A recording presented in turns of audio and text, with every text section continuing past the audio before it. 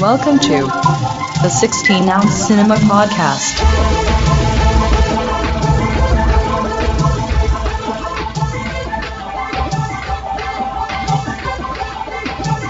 Hello and welcome to 16-ounce Cinema, where we drink pints and talk pictures. I'm TJ. I'm here with Angus. Angus the Joke Man. Ba-dum-bum. And Michael. I'll never remember to make a name. My character's name is Mike in the movie, so it's perfect. I'm Mike. Okay. And this is our stand-up comedians episode. So all of our movies starred stand-up comedians. You can call it our stand-up special. It's our spandex special. Our stand-up special, if I could say that. But before we get to that, we do have some beers. Let's start with our beers. Angus, it's your turn to go first. Well, I fucked up on this one. Oh, good, because I did better for once, even though I'm sick. Well, I got what I needed, but then I realized I had this beer like a couple weeks ago, and I hated it. Oh. And I don't remember if I did it on the show or not, but... So, it does relate to my movie, but it's Heart of Texas Red Ale. And the reason I remembered I've had this beer was this is that one where I sent you guys the picture with the pop top, and it takes off the entire top of the can. This is way more than 10 minutes. 10 words? Oh, yeah. That's it. That's all I had to say. The beer... All right, I'll just end it right here. This beer sucks dick. I already know before I open it. That's awful. All right, so for my beer, I'm trying to gather my thoughts here. So when I was buying my beer, I actually just kind of, I had this look of despair on my face. So 10 words, anyway. Left field choice, Deadpool on bottle, references movies, relevant. It is Mike's Harder Blood Orange, 8% ABV, and it is a proper pint. Hold on, do you know how old that is? Because that was for the promotion of the movie, like Deadpool 2 only in theaters. Yeah, I know. Oh, that's fucking gross, dude. You got an old gross mics, which are terrible to begin with. I got skunk mics. Well, but it's just so appropriate, so... Anyway, Michael. I have the only Funky Buddha that's ever made that's actually any good, and that's the Funky Buddha Manhattan Double Rye. That's 12.5%. Holy shit. It's a Belgian ale aged in wine casks infused with botanicals. And that's my beer. That actually sounds good. Yeah, it is good. Botanicals. Yeah. Takes me back to fancy word for herbs. To a 16-ounce botany where we drink pints and talk petunias. That's right. Throwback. All right, Angus, you go first. I told you my beer sucks. Yeah.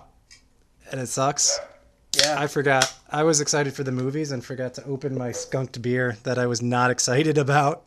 Mike, you go while I pour. It tastes like it tastes like you're chewing caramel like 20 minutes ago. It's fucking great. I really like this beer. I had one last week, so I'm having one now. I'm gonna have one every week.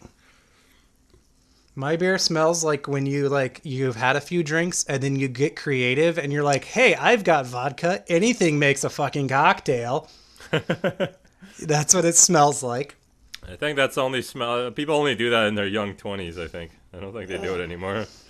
Oh, this just tastes stupid. I just took a drink of mine and it's really bad. It does taste like a bad, like if you put a bunch of vodka and a very slight splash of grenadine and then not orange, but watermelon. You know what? You guys are welcome to pour your beer out and just have some whiskey or whatever else you guys have. Nope, I'm gonna. I feel like I'm the only one ever drinking whiskey on this podcast. So I guess it's not a whiskey podcast, so I get it. But you know, I mean, I brought Blade and Bow bourbon. Remember the one with the keys, and I kept jangling the keys. True. You did. All right, Hennessy. Yeah, that's like whiskey. Yeah. It's Let's talk black movies. whiskey. Let's get talk down pictures, to business. I should say. I just want to make it clear, like, that I went and got Coors Light, so I grabbed two Sweet. tall boys of that, so that's what I'm going to be drinking for the rest of this. Perfect. Chicken shit. Fuck you. I'm going to drink that stupid beer, but it's going to be very slow. I just took a chug and, ugh. All right. So, me first this week. And I chose the theme. You'll hear me going, quite a lot in the background. good. Every time I take a sip, that's just what's going on. Also, I'm going to you'll audibly be doing... drink this terrible thing. Okay, well, since TJ brought up his beer again, I'm gonna bring up the fact that my beer has the city of Manhattan in a rye glass, and it looks fucking awesome in the front. It's one of my favorite beer pictures ever. It'd be cooler if it was Dr. Manhattan. That would be cooler, but instead it's just Manhattan, which is also cool. It'd also be cooler if like I could spit out some sort of Deadpool one-liner every time I took a sip, like, but I can't. So I shouldn't have even brought it up. Did you actually Now I watch look like a Deadpool, fool. the movie? I've seen both of them, yeah. Oh. Okay. But not Ryan recently. Reynolds? No, I'm saying, like, Reynolds was not a he stand-up. always has a joke for everything, so it'd be good if every yeah. time I took a sip, I made, like, a Deadpool joke, either about the beer or just in general, but Who's the comedian who does those deadpan one-liners that's dead now? Mitch Hedberg. Yeah, Mitch. Oh, yeah, imagine if he was Deadpool. That would have been awesome. That would have been a good one. That would have been so fucking weird. Yeah, it would have been so, especially because so of his unapologetic. anxiety. Yeah. That was the best part about that guy, was, like, what made it so funny was he's just, like, horribly Anxious as fuck. fucking crippled, with his anxiety, and that's part of why he did drugs and he died. That's hilarious. There's a really famous story about his half-hour special. Okay, Yeah. you're Yeah. still laughing. Yeah, death. Go with ahead. his half-hour special on Comedy Central, apparently, like, he bombed so bad, like, live. You just see him sitting in the corner at the end on the stairs, like, just rattling off his dumb jokes, and they had to put fake laughter in. Oh, no. But the thing is, that's, like, one of the best, like, 30-minute, like, specials they ever did. Yeah, I like that one a lot. Yeah. People loved it, but apparently when it happened live, the people in the audience just did not get his humor and just gave him nothing. Poor guy. Eh. Dude, imagine us in that audience. We would have fucking died. Yeah, there'd just be. He would have been guys so. He would have laughing. bought us drinks, except he wouldn't have because he would have been too socially anxiety. He would have bought us heroin. Yeah, I was gonna say heroin. Yeah. Oh no. We'd be This sharing podcast needles would be with- way different. Imagine if this podcast was just us doing heroin. Just different strains of heroin before we watch a movie. We'd always His get angry at smack talk TJ because he'd pictures. refuse to to inject. He just always smoke his. What? How much? Like Flocka. Yeah, I'd be bringing Flocka to every episode. Is that what flakka means? Heroin? I haven't tried it. I don't know. How many ounces are in a spoon? Because that's what we'd have to rename our fucking podcast to. Oh, a little baggy cinema. Teaspoon cinema. Yeah. I don't want to call it something like Narcan's Revenge or something. That's too smart for us. No? No? Okay. Narcan is the bring you back from OD death. That's right. drug. Yeah, we would need that on hand. That's right. Yeah. Dude, it's All right. we would all be in different fucking area codes getting fucking heroined out. Like, we wouldn't know if somebody died or not if they just stopped talking. Or if they I think just more fell people would asleep. listen to our podcast if we actually did heroin while talking about movies. And we just That's had a like niche our... market. Agus and I just had our wives on standby with Narcan, and Mike just threw caution to the wind. No, there was plenty of old people that would politely help me out here. You I live could in a ask your retirement community, you don't could I? ask your neighbor to watch you record a podcast with Narcan in case you OD'd, and shoot up heroin in front of him, and then record this show in front of your 70-year-old neighbor. They would that do would be that for you? awesome. They got you like that? I mean, I think if I asked nicely, they would. You know, they have kids. They don't want to see a young man like me die. It would be hilarious if they were cool with you doing the heroin and everything, but they were just so baffled about what a podcast was, they wanted nothing to do with it. Dude, my sister doesn't know what a podcast is. It blew me away. Your sister's She's- stupid. She is, and she's only like whatever my age plus 9 is.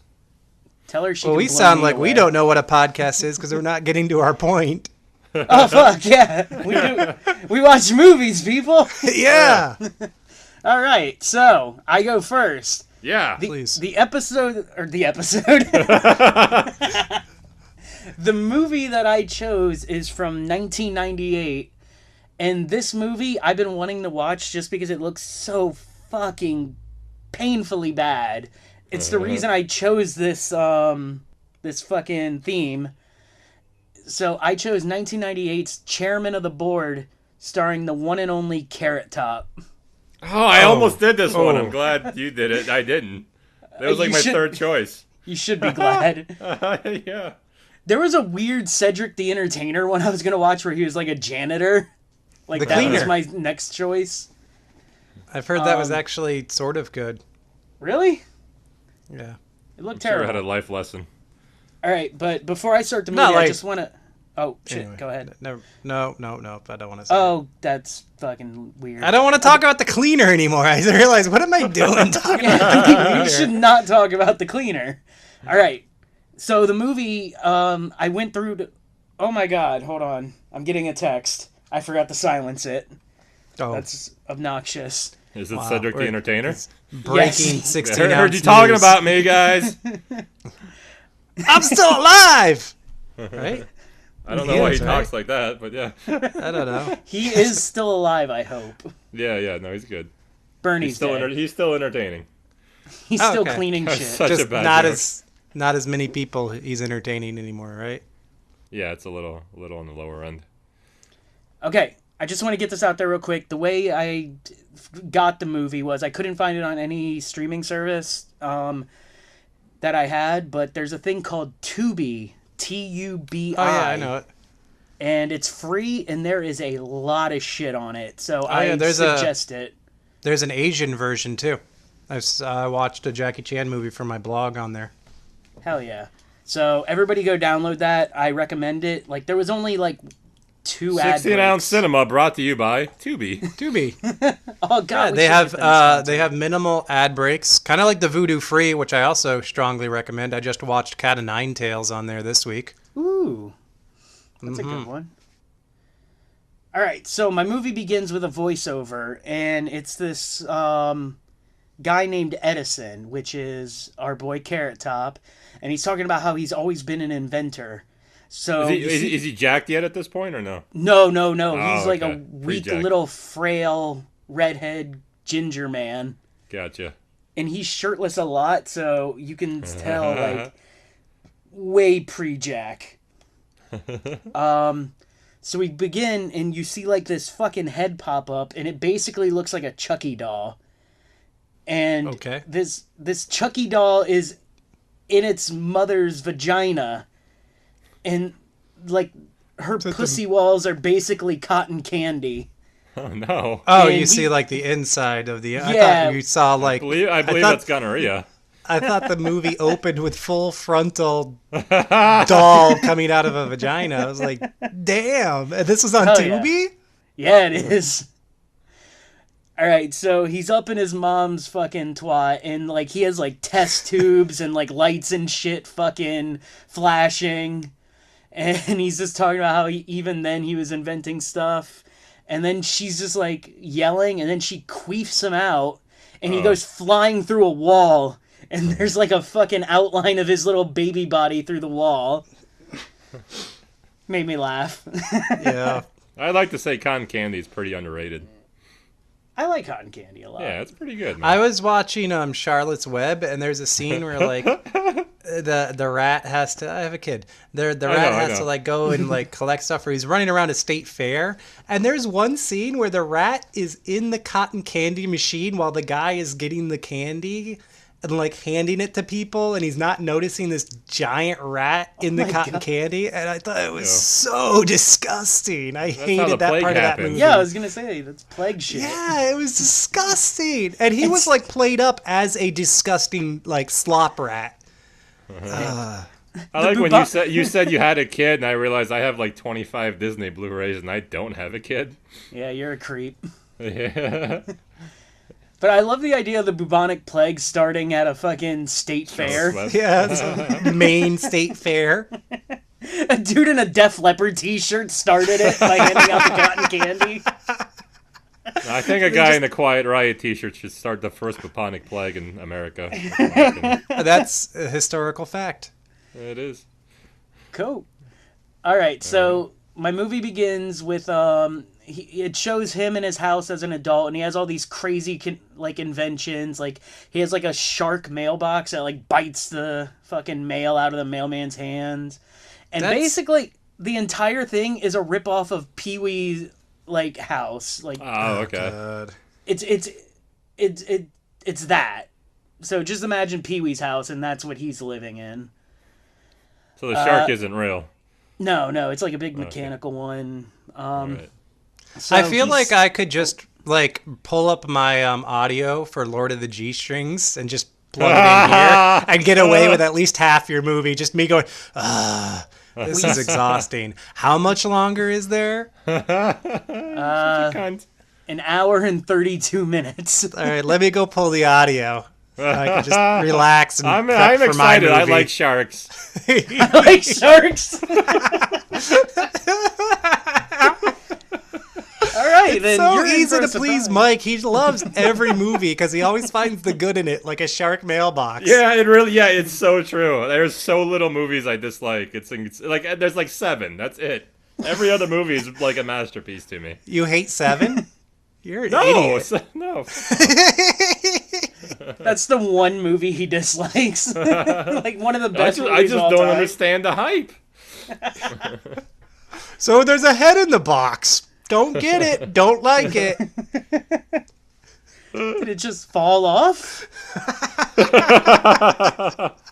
Why did they drive him into a desert? What's in the desert? No one could ever write all those notes. There's a lot of notes. All right. I So- probably could. I write so many damn notes for my movies. Yeah, I hope somebody finds that and it looks like your manifesto when you're dead. Like after the bubonic plague happens, like what is all this shit? It's all the only thing left is TJ's notes about film. Dude, I can't remember shit, so like if any movie that I do for the show ever becomes a lost movie, they'll be able to recreate it from my notes. I'm really hoping we can take his notes and then circulate them to where the government will arrest anybody with them. Yes! 7 years in prison for owning or reading TJ's movie notes. 14 years in prison. Hell you yeah. go. Excuse Lock me, 'em away. 14. Let's make it 29. Let's go big. Go hard That's or go excessive. home. I mean, that's almost 30. That's 3 decades. Yep. I did the math. All right. All right, my boy Carrot Top. He's sleeping. Yeah. He's sleeping. He's out And of the then- vagina. Yeah, he's an adult now in his like crazy Pee-wee home, and he's sleeping. And then these women start talking, and like their hands just start grabbing him and rubbing him all over. Ooh. And then it like pulls TJ back. was right. It is Lord of the G-string.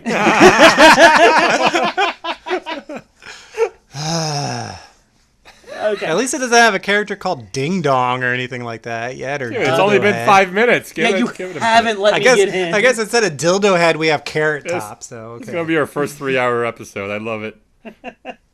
I'm trying to get it out there. I No, want this this is done good. quick.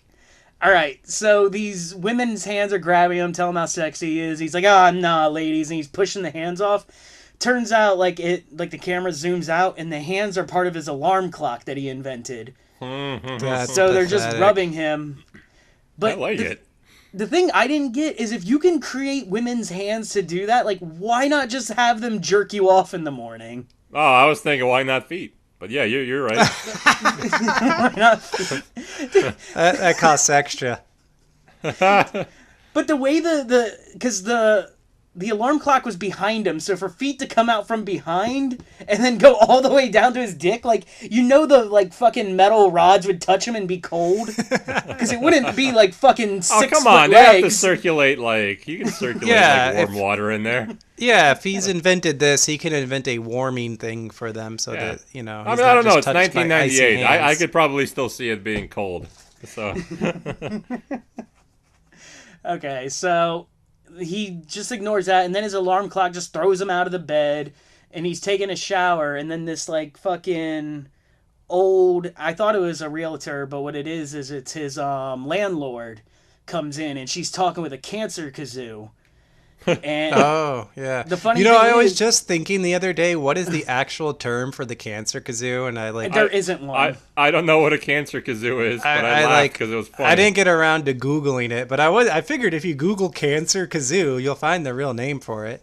I don't think there like- is. Sounds like a Chinese Yeah, PS1 game. So you think like a doctor goes to a man and says, you have throat cancer. We're going to have to remove your vocal cords and give you a cancer kazoo. Kazoo. Kazoo think- just makes it sound so fun, though. You think too. that man is filling out his fucking Blue Cross Blue Shield insurance forms, getting his insurance to pay for a Class C cancer kazoo?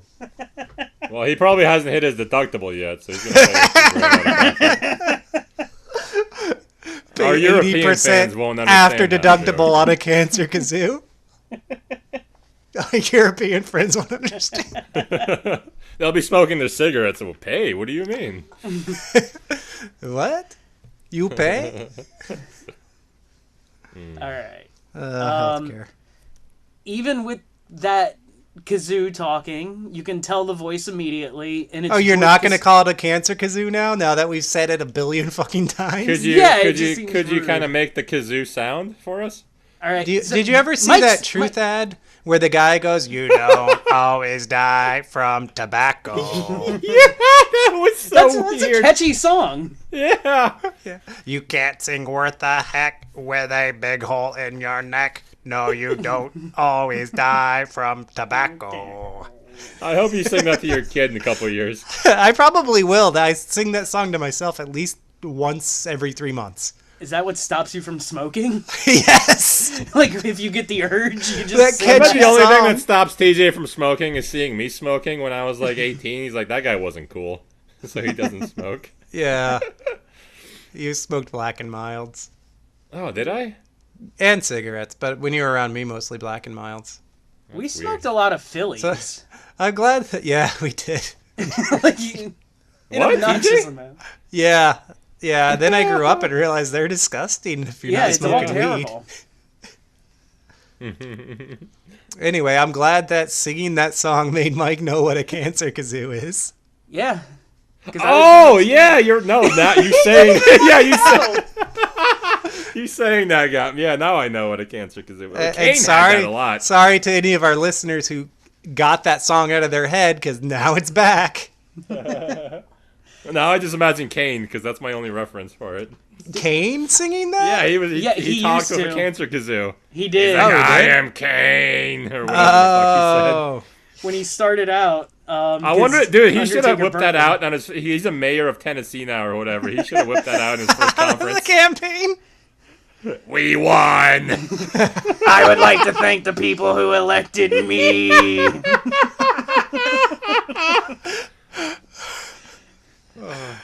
This administration is gonna raise hell.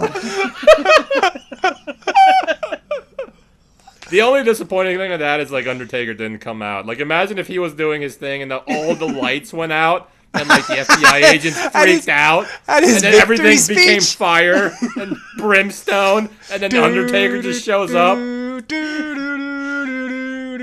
Except it'd be even weirder because he shows up like biker Undertaker and everyone's like, what's going on? Dude, I'm just thinking of that whole setup now. Fucking Undertaker was bullying a cancer patient during that whole rivalry. You're right. Kane really dropped the ball on this. Maybe when he becomes president. President Kane. President Kane. Kane. Dude, I hope he goes back to Dr. Yankum as president. I heard somebody's computer crashed. Is everything okay? No, I threw my little cap thingy. Oh, okay. I'm glad everything's okay. Shit. So, anyways, that the woman talking through that is fucking George Costanza's mom, Oh. and she's evicting fucking Carrot Top and his surfer roommates, who basically, like, one of them looks like the black dude from Prodigy. Oh, I was going to ask if it's the surf ninjas from that 80s movie. No. Just hanging out with Carrot Top. but he's wearing like a fake wig of dreads. And then there's this like the typical surfer white dude who's not cool. So Carrot Top's real life friends that he put in his movie. He just got his buddies to appear in it. Yeah. He's naked, and this is all pre-jacked, like I said. So he's just like scrawny little frail man. And the way he's going to earn the money is he's going to sell his gadgets. And like one of the gadgets is a bat, like a baseball bat with a hand, so you can scratch your balls while you're batting. As someone who loves baseball, that's hilarious. I could see that being really funny if Trey Parker and Matt Stone were doing it in a movie. But, yeah, you're but right. Since it's him, it's not. But not Carrot Top. Yeah. So this whole movie is It would be fucking funny if prop it was humor. Jack Oh, Carrot God. Top. Also, it'd be funny if it was Richard Simmons as Carrot Top. Yes. This movie would have been Ooh, better. That would be fun. I would have seen it by now. Yeah, this movie would have layers. It would have sequels. It would be a trilogy. It would have stunts Danny and props. Trejo as Carrot Top. Different people.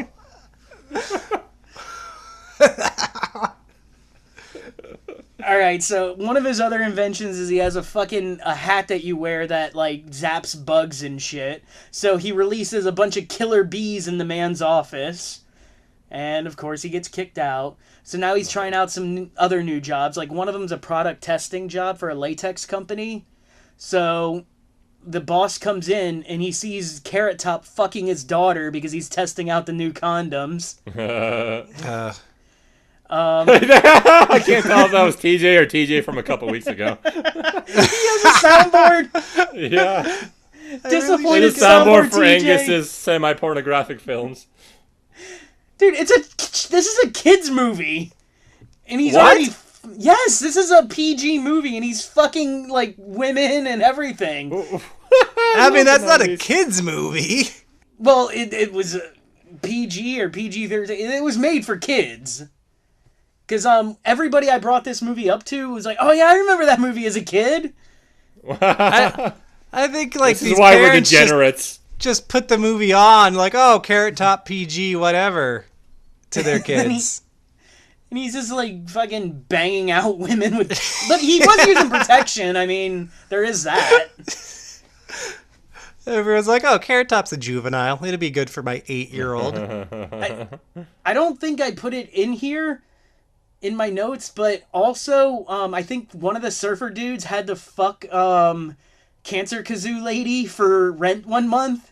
Oh, no. They implied that. So, yeah, like there's a lot of fucking. This is not a kid's movie. Do you think she puts the kazoo on her to moan, or she just moans? Yeah, that'd be great. Imagine she does no sound, she's just like mouthing it. That would freak me the fuck out. I'd be like, get the kazoo, get the kazoo. What if you like accidentally you were reaching for the kazoo and you grabbed the vibrator? Wait, would that be the same? I don't know. I don't know how They that both- works. Kazoo's I'm not just good at vibrate, science. too. I don't know. Yeah. I imagine maybe some horrible noises might come out. Well, I guess I'm single, so I gotta find the Cancer Kazoo lady now. I really hope there's somebody with throat cancer right now, like, you guys are fucking idiots, shut up! Like, because we're just fucking it all up. we get in trouble with the Cancer Kazoo crowd? They just hate us. At first I was like, oh, it's okay, they can't listen to podcasts. What? I was like, no, yeah, and I was like, wait, that's not like that's all wrong, TJ. Dude, their march would sound hilarious, though, like them chanting against us. It would sound like second graders, just like playing with that little thing we used to play with. What do we Remember want? that thing that made the... Yeah, that one. When do we want it?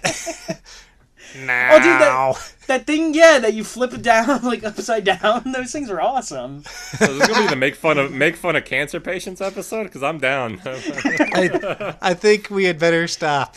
Yeah. All right. I'm right, gonna be the so- voice of reason on this. He's doing an audition for Annie, and he gets beat up by little girls. So now he's all like, ah, man, and he's like driving, and there's an old man with his car broke down, and it's Jack Warden. Do you guys know who Jack Warden is? I No. do not. He was the grandfather in the Problem Child movies. Oh, I know was- that guy. He was I actually also... haven't seen those. Oh, you You've suck. never seen The Problem Child? They're fucking great. No, I was sleeping he- off a hangover when you guys marathoned them together. I distinctly remember Well, I was you gonna say yelling that- and screaming to them while I was sleeping off a hangover. Well, I can't tell if you're serious. No, No, we it's all lived serious, together, yeah. and you guys watched at least Oh. 2 of them together. I don't know how many there are. There's God, I three, wish I but could go no back in one's seen time and rewatch that. That sounds And hilarious. you watched them like right after Michael Richards got into like his big trouble. Yeah, Like, that's he why had, we like, watched extra it. fun with it. Trouble. 'Cause, We his became big huge trouble. fans after that set, so we were like, let's watch everything he's done. Big Yeah, Trouble you're with Michael Richards. Yeah, you watched his whole filmography in every episode of Seinfeld after that, you sick fucks. Back to that, Gilbert Godfrey is in those movies. Oh, The that's Problem right, Child yeah. movies? Or this movie? He's in both. Oh, he's in Chairman of the Board. No, he's in the fucking Problem Child movies. Anyways, Jack Warden is also the father in Dirty Work, who's the father of Norm Macdonald and Artie Lang. Oh, okay. So, back to that. All right. Jack Warden loves inventions too and then fucking Carrot Top helps him out. So they go surfing together, and all of a sudden Jack Warden's dead, Oh. and we're Is it throat cancer? no. He's dead, and we're at the funeral, and Edison. Well, do I call him Thomas? Edison or Carrot Top? Call him Oh, Carrot Carrot Top. Top, yeah. Carrot Top. Every time right? you say Edison, I just think of electricity, so. Yeah. Well, that's the point. That's the dumbest name for an inventor in a movie. Yeah. Unless the movie is Oh. about Thomas Oh. Edison. Oh, thank you for explaining it to me. They make those jokes too. All right, so Carrot Top is beating up the corpse, and then after that, he accidentally puts out the eternal flame and then sets a fire inside the church. He's fucking with JFK? No, like Was this. JFK's nickname the Eternal Flame? No. He has an eternal flame on his grave. Yeah, but this is a Why? different one. Oh, I right, thought that is there president. was only one eternal flame. No, this one's different. Jack I thought Warden. this had to do with the Oh, Bible, okay, to be honest. excuse me. I forgot about Carrot Top's eternal flame that he It's put not out. Carrot Top. He dyed his hair black. Jack Warden.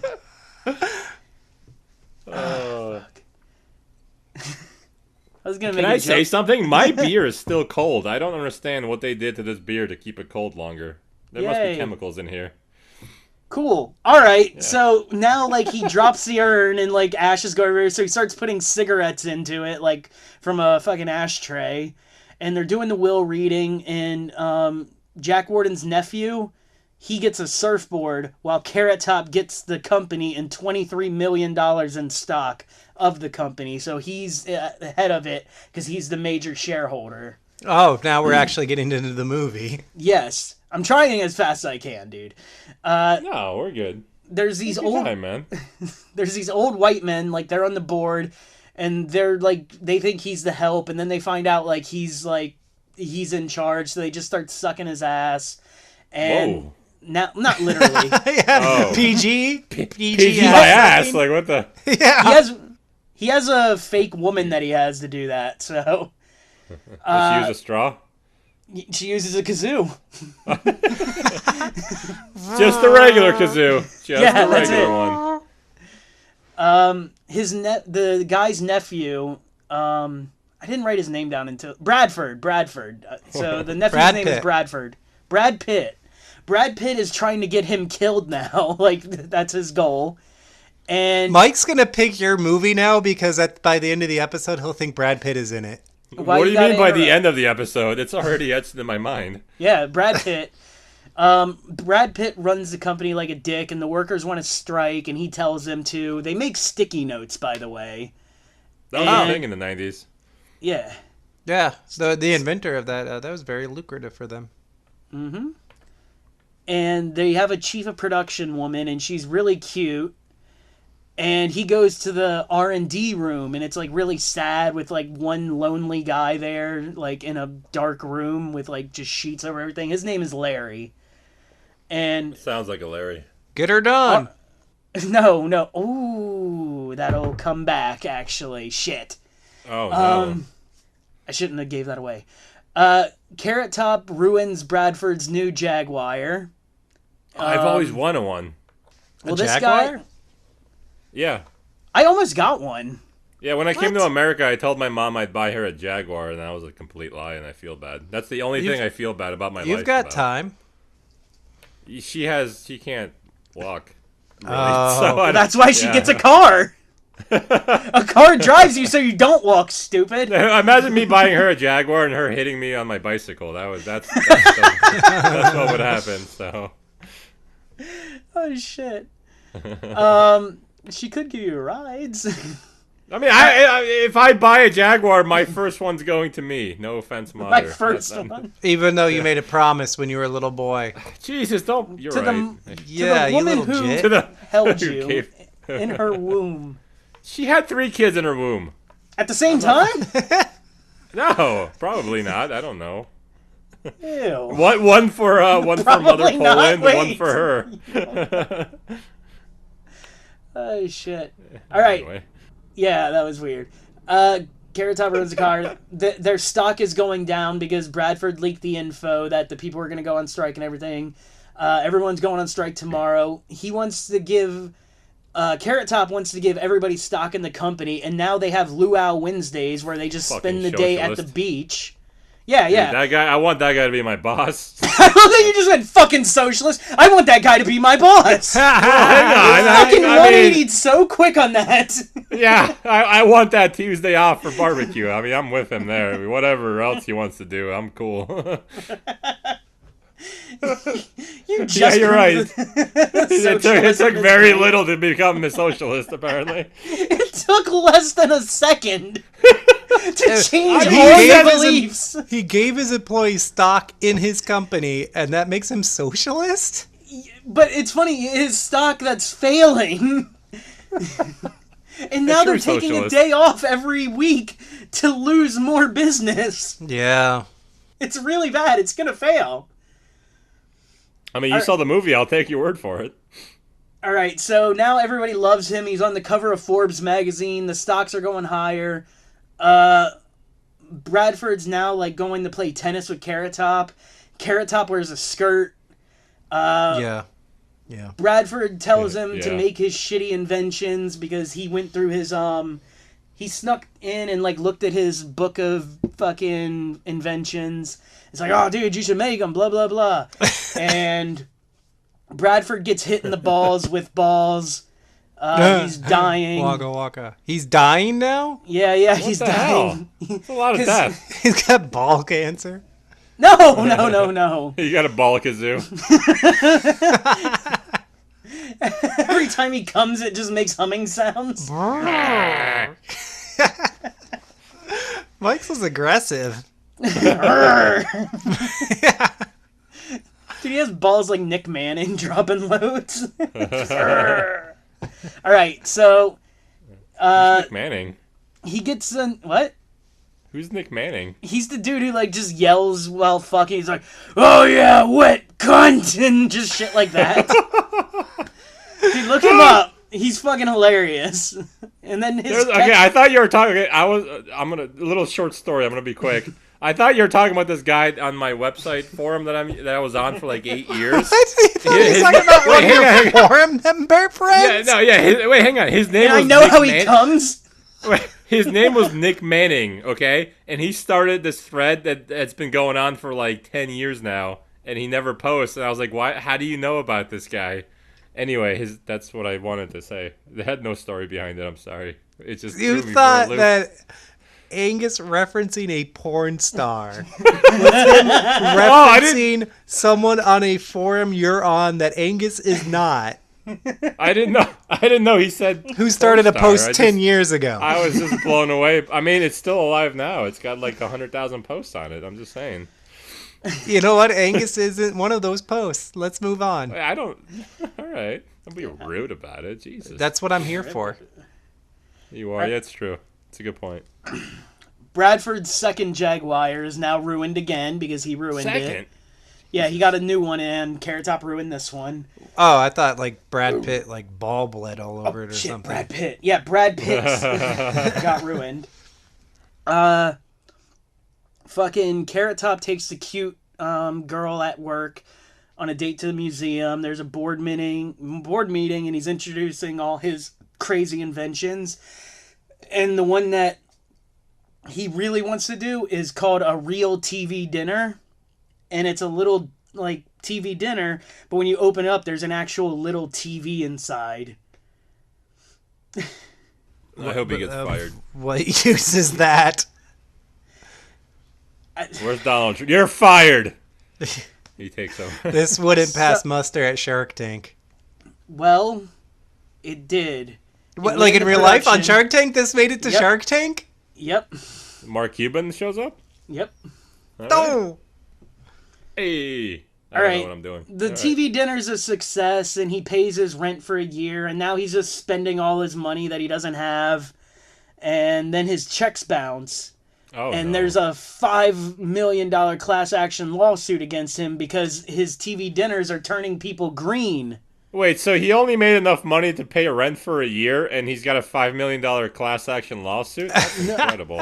No, he bought other things frivolously too. Oh, like Jaguar number 3. Okay, I get it. No, he didn't buy any Jaguars. Oh, Jesus Christ. So Bought more woman clocks. if the stock goes under 20 a share, he loses the company. He loses his shares to Brad Pitt. Oh, So now- boy. It happens, and Brad Pitt is now in charge, and he fires him. And now, Yeah. Good. now Carrot Top goes home, and all his shit's gone. He's Oh. evicted.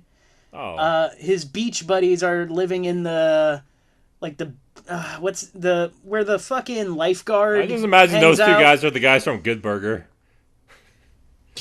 Yeah, okay, they're Keenan and living Kel? in the lifeguard tower. Yeah, Yeah. the lifeguard tower. They're living in there. He's sleeping on the beach.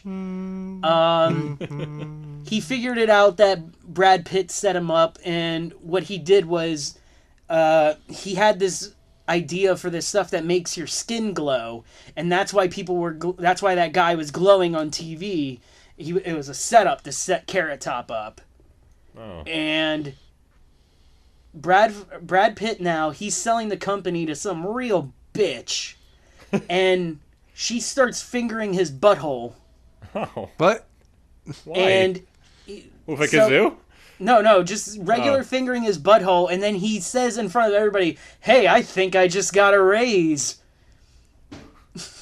He's talking about his penis getting she erect. does that Oh. like in a meeting in front of In everyone. Yeah, the no, PG she- movie? She's The movie fingering for his kids? butthole in a meeting at a fucking table with like 20 old men, and he's talking about his boner in a Well, you gotta children's movie. show your dominance. I get it.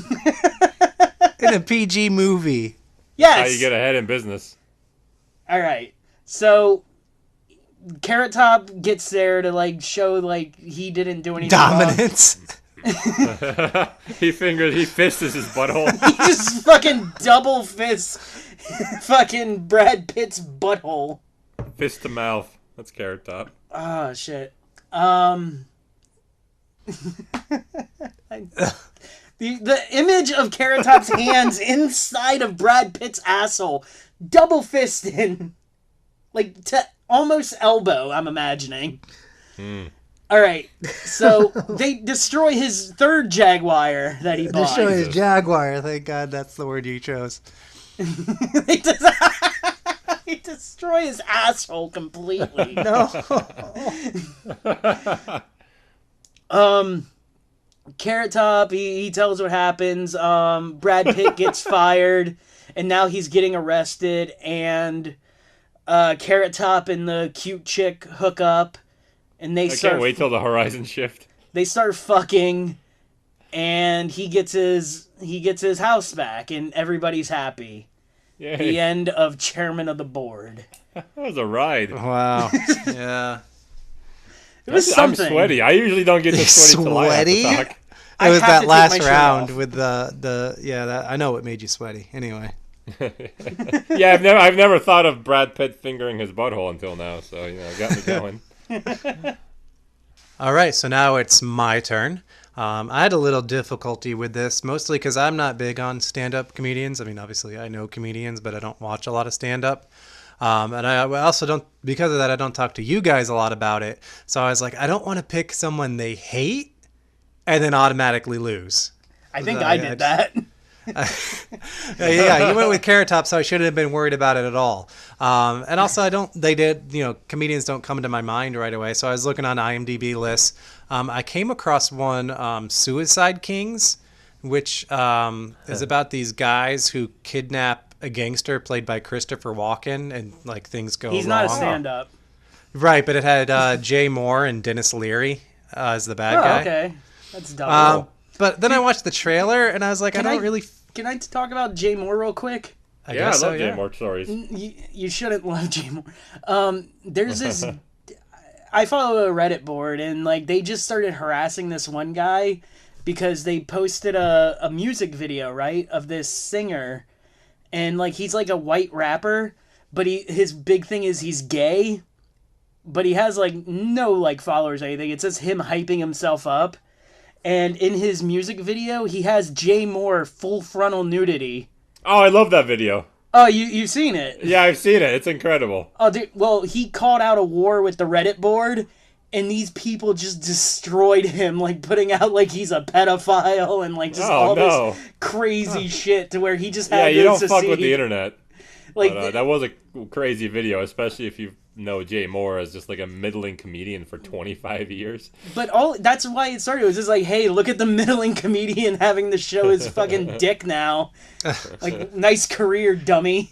Oh, whatever. That guy's still a millionaire a couple times over. That's Dude, weird. Oh, Jay used to Moore is have worth like 80 million. He is not.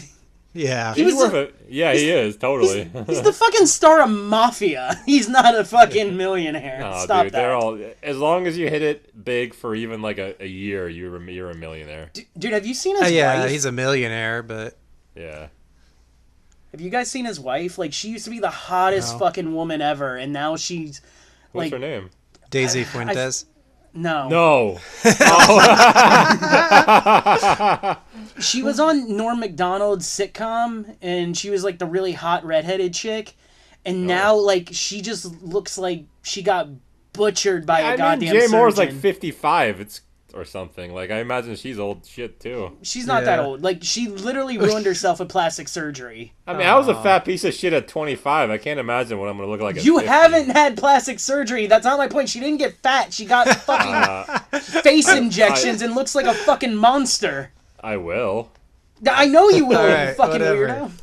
Go ahead with Oh, you didn't even King. watch the Jay Moore movie. We're just bitching No, about I Jay didn't Moore. watch a Jay Moore movie. I just wanted to talk about Jay Moore's you're not even dick. talking about Jay Moore. Angus is trying to say something, and you're fucking just talking about getting fat.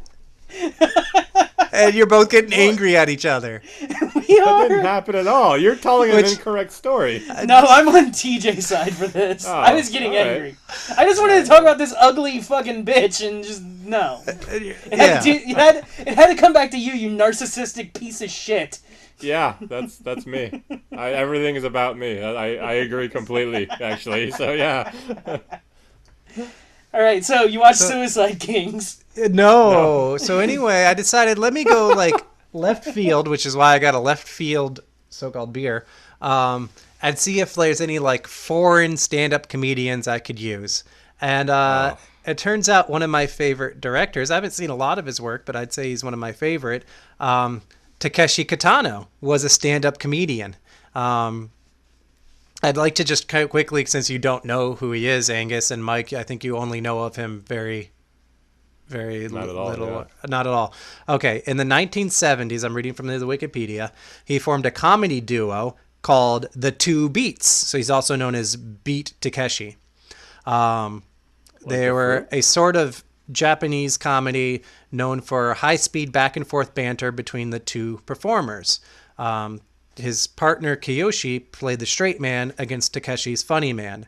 In 1976, they performed on television, became a success. They went national.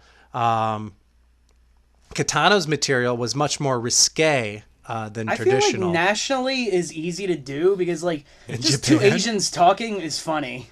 Was he risque because he showed his dick a lot? That was his joke. So to wrap up, I don't want to go over his whole career. But Okay. the targets of his jokes are often the socially vulnerable, including the elderly, the handicapped, the poor, children, women, the ugly, and the stupid, according to Wikipedia. And the people with Complaints- cancer kazoos. Complaints to the broadcaster led to censorship of some of Kitano's jokes and the editing of offensive dialogue. Kitano guy's confirmed cool. in a video interview that he was forbidden to access the NHK studios for 5 years for having exposed his body during a show when it was totally forbidden. You know, I was out, and you pulled me right back Yeah, in with that. this guy I'm so in rules. right now. Yeah. So that's his stand-up history in the 70s. Now, this movie I watched called Glory to the Filmmaker came out in the early mid-2000s. I should have gotten the exact date, but I forgot to do that. So I'll just jump right in. We start with we're in a hospital, and there's just this dummy, like a paper mache dummy, life size, going through an MRI. Then we see him getting like the camera down his throat, like on his side. We see him get x-rays. They do an ultrasound on him, and there's nothing obviously inside it because it's a dummy. No cotton candy vagina? No. Ooh. Oh, okay. And then the doctor, sits down with him and starts talking to the dummy, and, basically it's, like it looks like you probably have cancer. And then he says, Jesus. Are we going back to this? and then he tells the dummy, tell him to come himself next time.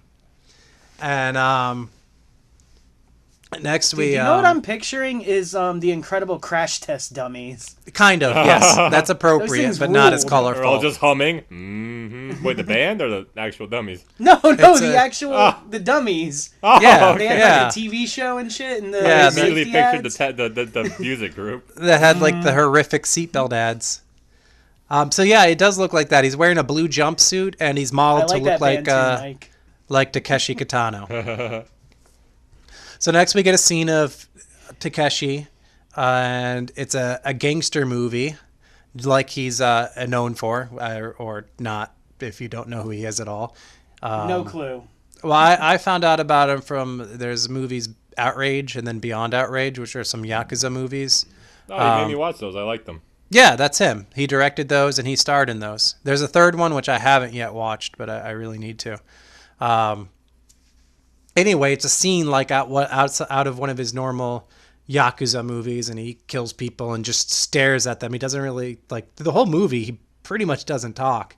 And then there's a narrator jumps in talking about how Takeshi became famous for his gangster movies, and someone just called him a dumb director because he couldn't do more. So he says, I'm not going to do any more Yakuza movies. It's time for me to do something different. So he decides Directed that... the Crash Test Dummies. Yes. Yes. No. He announces that he's going to do traditional Japanese cinema like Ozu. Mike, you might know Ozu. Okay. Do you? No, I don't. Oh, Okay. I mean, no. All right. Well, anyway, That's he's such a great reaction. You might know it. Okay. I don't know. You collect all those criterions. Ozu's got criterions. He was. I mean, if you... It's not good with names or faces. Or He things. was a Japanese director in the 40s and 50s who did a lot of stuff that was like intimate and domestic, and he liked using the walls and the rooms and the windows and doors to box people in, and then they would just have talks about life. The windows, the walls, Yeah. down his balls. So anyway, now the movie becomes black and white, and we see Takeshi. He's in a bar. He's saying that he retired today, and he's just drinking alone, chatting with the bartender lady. And everything does look very domestic. It's got low angles. All the shots are long takes.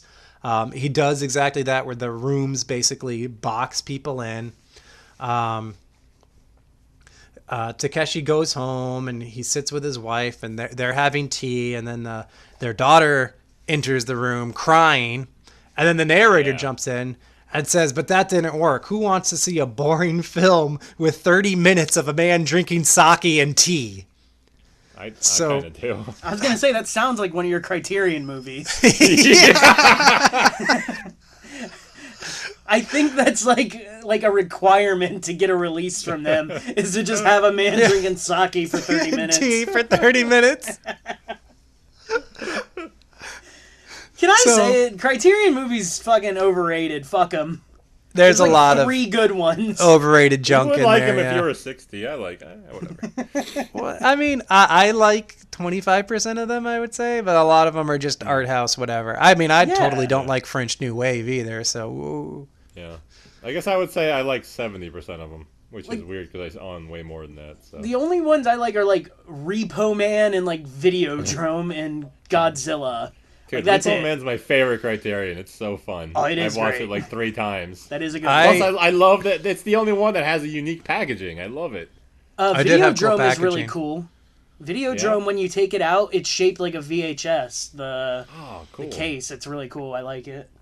I only have 2 Criterion. I have the Zatoichi box set and The Last Emperor, which I got at Goodwill for $2. Oh yeah, I was there. Yeah. I didn't, dude. When we were at that Goodwill, and everybody I've talked to about it fucking says I fucked up by not buying the Chicken George shirt. Ah. Yeah, Dude, fuck, that bums me out. so tell them about the shirt. So we were at Goodwill and I was flipping through and I found this shirt and it's like a white shirt and there's like these dollar bills, like single dollar bills going around in a fucking square, and there's Making a like border. just this, yeah, and then there's this like old black man in the middle, like in the middle of a pawn shop. Yeah. With he has dollar bills taped to his shoes. And it says R.I.P. Chicken George, and he's got like a fucking cowboy hat on and Yeah. shit. And I fucking regret. It was $2, and I didn't buy that dumb shirt. Yeah. Did you take a I'm picture so of it mad at least? myself. I have a picture. We will post it on Yes, our fucking. we are posting our this picture. websites. Because Yes. it's so good. Like, and I regret to this day not buying it. At least we have the picture. Chicken Yes. George. Dude, I should redo it with my picture of that picture of a shirt. So it's a picture of a shirt on a shirt. Shirtception. So Takeshi next decides to do a tearjerker, a movie called Door of Recollections.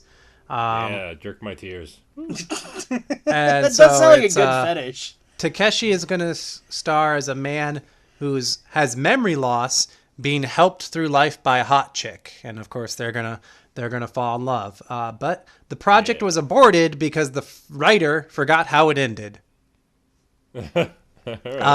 So next he tried taking the same general plot and applying it to a blinded, so he once could see but now he's blind, artist being helped by the same hot chick to basically rediscover his art.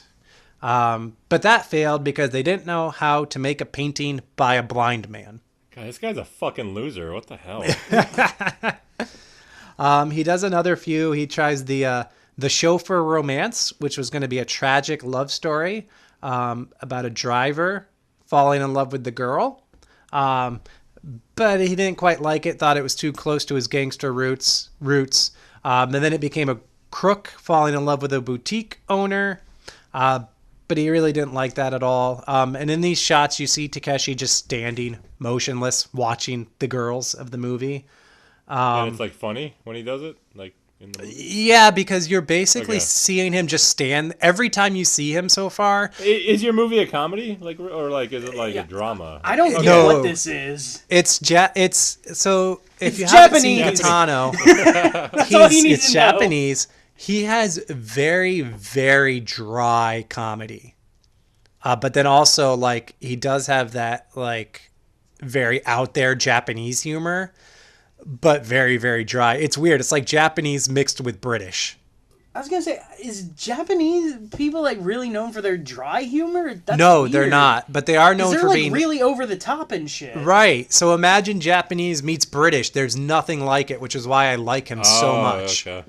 And usually, like, this film isn't excessively violent, but usually he is ridiculously violent. I'm just imagining, like, do you know the comedian Stephen Wright? No. he has like the really dry delivery. I'm just imagining like an Asian version. Like he's like the kind of guy who's like, I washed my dog the other day with bleach, and I lost him. My dog's name was Spot because it was spot remover. Some gay shit like that. But it's just really bad. Not cheesy though. He's not cheesy. Yeah. He does get ridiculous in this movie. You just wait. But like he himself, he's always there as like, when you see him in the movie, he's always completely serious. And in these first scenes, you basically just see him staring, looking lifeless. So after these failed movies, the Like next every scene, Asian. the next scene you see is the dummy hanging. You also get a shot of the dummy drowning with rocks. So next, Takeshi decides he's going to do a 50s period piece. You get a little boy, and his dad is an alcoholic wife beater. Oh yeah, my man. Part with like that guy.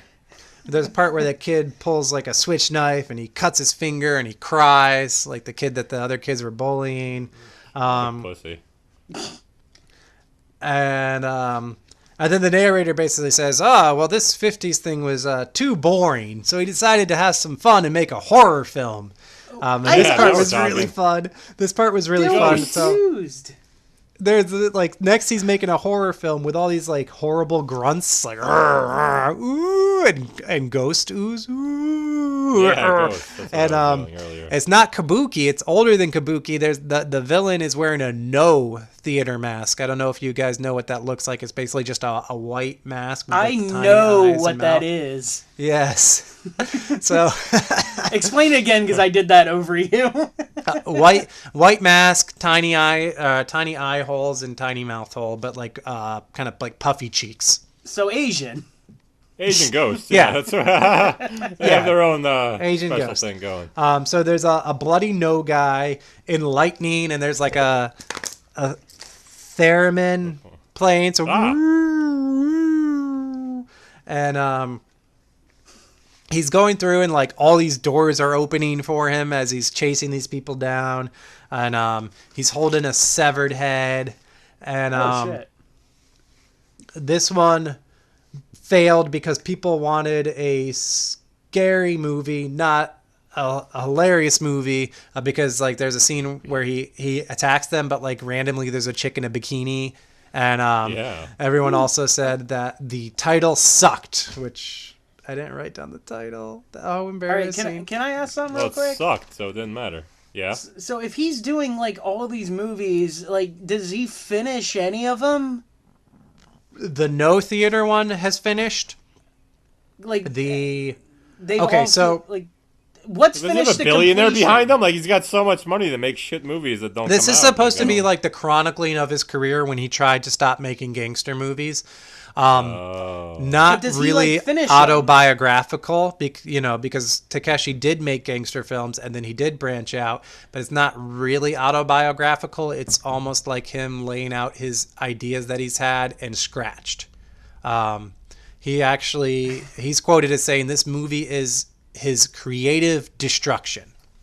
But in the story of us seeing all these movies that this director is making, the ones that are completed are the Ozu one, the one with 30 minutes of drinking sake and tea, and the horror movie. So far, only those are done. Okay, 'cause you said, like, and the they 50s haven't period worked. piece.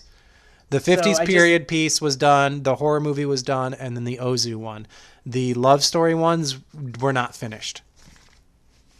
Okay, because you said like it wasn't like they didn't like it or whatever, so I didn't know if it like actually got done or if while they were filming they were just like, you know what, this sucks, stop, pull out. Yeah, no, that was basically just the love story ones. Okay. So those were 4 failed movies, and then we have 3 made. Okay. So after the terrible reviews of the horror movie, we see the dummy floating in a pond, face down. Next, he makes a Chanbara, or a samurai ninja movie, and I got really excited for this. And so Takeshi stars as a stupidly fast ninja, like just shitty CGI fast. And then there's a bunch of slow-mo, and he gets in a 1 versus 30 fight with really bad CGI. And then in the next scene, it's night, and he scales a castle wall with CGI. And Wait, what do you mean by scales it by CGI? Like, it's a CGI thing of a little man climbing up like a 60-foot castle wall straight up. Oh, okay. It's just awesome. I like that. And he gets captured and put in a well, and you see him in the well, like, biding his time and getting ready. And then the time comes when, like, the big bad guy. He can run up a building, but he can't run up the well? Well, that's what he does when the time is right. Okay, cool. He runs up, jumps straight out from the well, and kills the 2 bad guys. This one didn't go over well because everyone said there's nothing new about it. Although I think this was my favorite of the movies so far. I like that it's kind of like you watched a bunch of short films. It is. Yeah, it it's pretty is. good. I'm getting it. The next shot, we see the dummy go down the well. So next he decides he's going to make a sci-fi blockbuster called The Promised Day. And it's basically the plot of Armageddon, but the asteroid has human faces on it. And they're the faces of this mother and daughter duo that become pivotal to basically the rest of the movie is this movie. So we meet them just kind of going around town. Next we go to this weird charity event. And Takeshi is like the second in command to the chairman of the charity. Chairman of the board? No. Chairman of the charity. And he goes up on the podium and like he's acting really weird and telling the crowd to like quiet down, and he keeps telling them, "Don't laugh." And then he starts doing like a raffle, and he's like, "I'm selling these panties," and he like shows up like panties. And then everyone starts laughing because he's like fooling around with some panties, and he keeps saying, "Don't laugh, don't laugh." And then I would be so mad if I won panties, but there was like just some dude playing with them first. Yeah. Like, it defeats the purpose. You're gonna smell whatever his dumb fucking knuckles are touching. I'd be pretty pissed. Yeah, right. And part of the thing, he has like the raffle where like the it's like the balls in the thing, and you spin it, but then the ball won't come out. And so he gets really frustrated and yells at them all, "Don't laugh." And then for his finale, he comes out from behind the podium in pantyhose and starts doing a little dance, and everyone starts laughing, and he yells, "Don't laugh! Don't laugh!" Mike, I'm imagining this guy looks like Mr. Fuji. Oh my god. He looked like a roly-poly gay Japanese man. Mr. Fuji. Fat So, Mr. sure, Fuji, yeah. Oh, he was fat. It's perfect. Yeah. Yeah, He's like really bubbly and goofy and happy looking. So next we go back to the mom and the daughter, and I should say that the daughter has a duck hand puppet that is almost another character. Wants to sell you insurance? I love it. No. Back to Gilbert.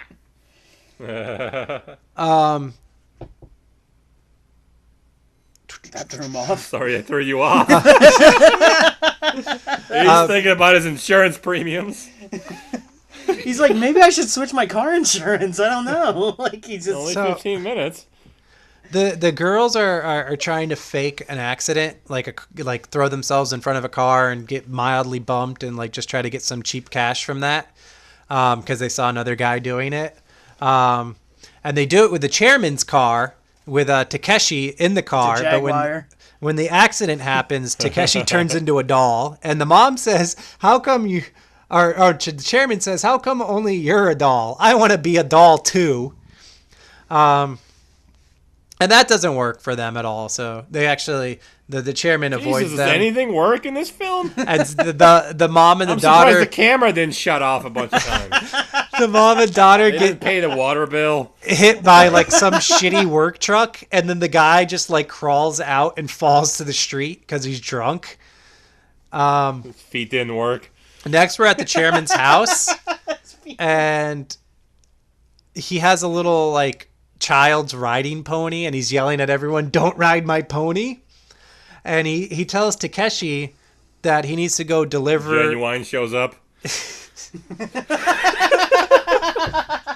Sorry, I'm done. I loved it. I loved it.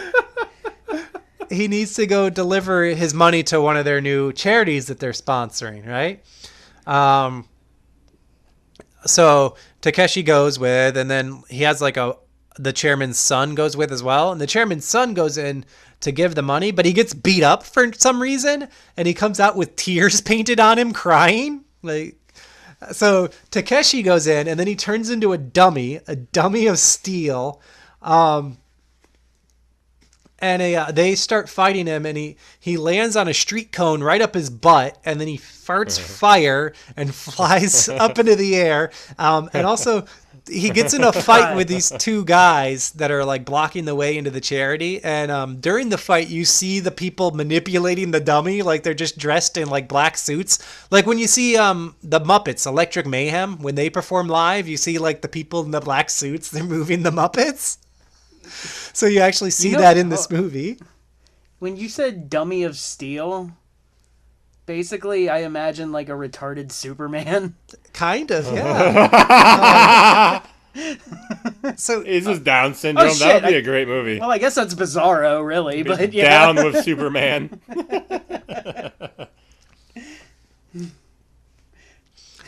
So he gets in a fight with these guys, and then there's even Matrix stuff His where weakness like is jingling keys. Superman down. the dummy. Well, then it becomes Takeshi, and he dodges bullets, and anyway they defeat the two bad guys.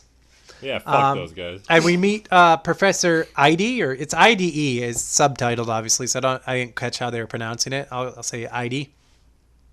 And he's just this weird bald guy, and he's showing Takeshi all his inventions, much like Carrot Top in Angus's movie. Hell yeah. So he has this big giant like robot egg thing that has boxing glove hands, and he beats talks him about off. he talks about how it fought the Gulf fists on his War butt. and destroyed tanks in the Gulf War. And Tanks? let me see if I can do this without making you poop your pants or waking up my son. One thing about this professor is that basically anytime he's on screen, about every 20 seconds, he goes, so literally every 20 seconds. So like we'll just do a countdown and just so he's cool. He's really I do nutty. like that. I want that to be my text tone. So he tries to so Takeshi is trying to just get the money, give him the money and get out of there, but Professor ID wants to keep showing him all his inventions. And so Takeshi gets distracted by looking at a submarine, and when he turns around, this is the weirdest part for me of the movie, is Professor ID is wearing upside down soccer clothes, and he's got a fake head in the crotch. So he's made it to look like a soccer player walking on their hands, but it's his clothes on upside down, like a shirt on his legs and pants on his torso. And then like his face. Okay, so imagine you put a pair of shorts on your torso, right? And then you cut a hole for your head Like to through come my out. hands? Your arms come out the leg holes of the pants. And then you put Okay. shoes on your hands. You All cut right. out a hole in the crotch of the pants so you can put your face out. But then you paint Okay. your face the same color as the shorts that are now on your torso. And then you put a shirt on your legs with your legs coming out the armholes. And then you put a fake head in your crotch How the fuck? to make it look like an upside down person as a costume. No. Dude, please, for love of God, take a picture of that and send it to Oh me. yeah, I do I'll make not it our get promo screen cap now. That is fucking that. crazy sounding. Yeah, it was. I kept staring at it. I was like, oh my God, what the hell? I can't even picture it. Yeah. So now we go back to the chairman's house, and he's talking about the traditional Asian dish of rice with mayonnaise. Yeah. And then he's that trying to real? teach. I don't think so. I was going to say, I don't think they like mayonnaise. I thought that was an American thing. And then he's trying to teach his pet turtle how to shake, like shake hands like a dog. Rattle and roll.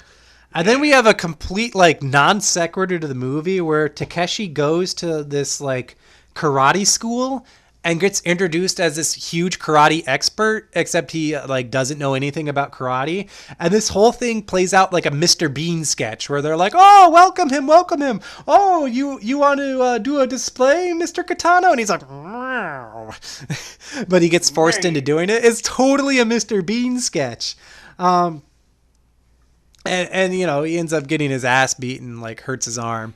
Is this still a fake movie? Or This is still part of the Promised movie? Day, the Armageddon movie. So the asteroid is in the okay. sky, and they're working towards something. Dude, this is weird as shit. So Katana or Takeshi now gets a note that the girl with the duck puppet. So remember the mom and the daughter we met earlier. I left I out remember. their major introductory scene because of my selling point. He gets a note that the duck girl wants to meet him. So he freaks out because I guess he doesn't know how to handle women. So he starts committing seppuku. What? Oh, it's suicide in English. Yeah. Yes. This is the second movie you've done with this. And he turns into the doll again, and then the chairman pleads with him not to do it, and then we cut to basically the chairman and Takeshi and the chairman's son, this group of people. Every time you say he's chairman, I'm imagining Carrot Top.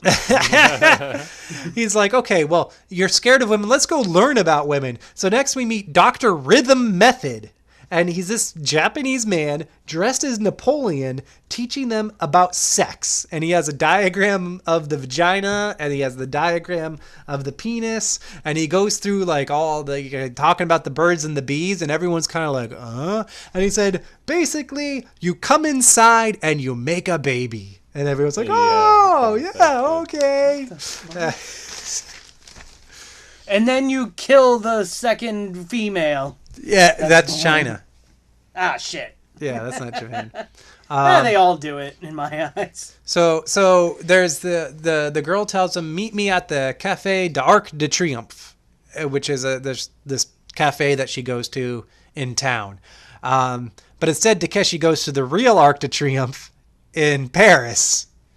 But eventually they meet up, and then we get they decide they're going to have an engagement ritual, which is this really weird Monty Python-esque animated montage, or I mean, not a montage, but an animated scene. Montage. With like basically the chairman like poops stuff out, and then this like bondage Like, girl literally? bondage girl comes in and starts like ramming stuff up his butt and slapping him around. It's just like You might have just won. absolutely Got my insane vote for there. 45 seconds. Hey, my movie had Brad Pitt's asshole being fisted. Just It was the man named Bradford in the dress. Don't lie to me. No. Next we're on a train with the duck girl and her mom and Takeshi. Duck girl. But the train keeps turning into like just like a cab on the back of a semi truck, or like it goes a different way. It turns into different trains, and the duck girl starts questioning the continuity, and then her mom just slaps her in the face. Jesus. Hey, you better not do another animal woman next episode. This is getting too much. She's not actually a duck girl. I'm just calling her that because she has the duck hand puppet. Oh. Yeah, that's what I wrote her as in my notes. Mike thought she was a duck this whole time. So the mom and the daughter, I guess I'll call her daughter. Don't call me daughter. Okay, I'll call her Duck Girl. They think Takeshi is rich because like he's with the chairman. They think he's like a gangster, and so they're going to meet his parents, who turn out to be just dingy farmers. And the night that they go there, I guess for his parents' engagement ritual, they have what I wrote in my note as a big red fake dick rock dance party in no masks. So, yeah, so there's this actual, like, this randomly out of nowhere, this rock song starts rocking out, and you have these guys in no masks wearing no shirts, but they have pants Wait, on. are the shirts just painted white on them?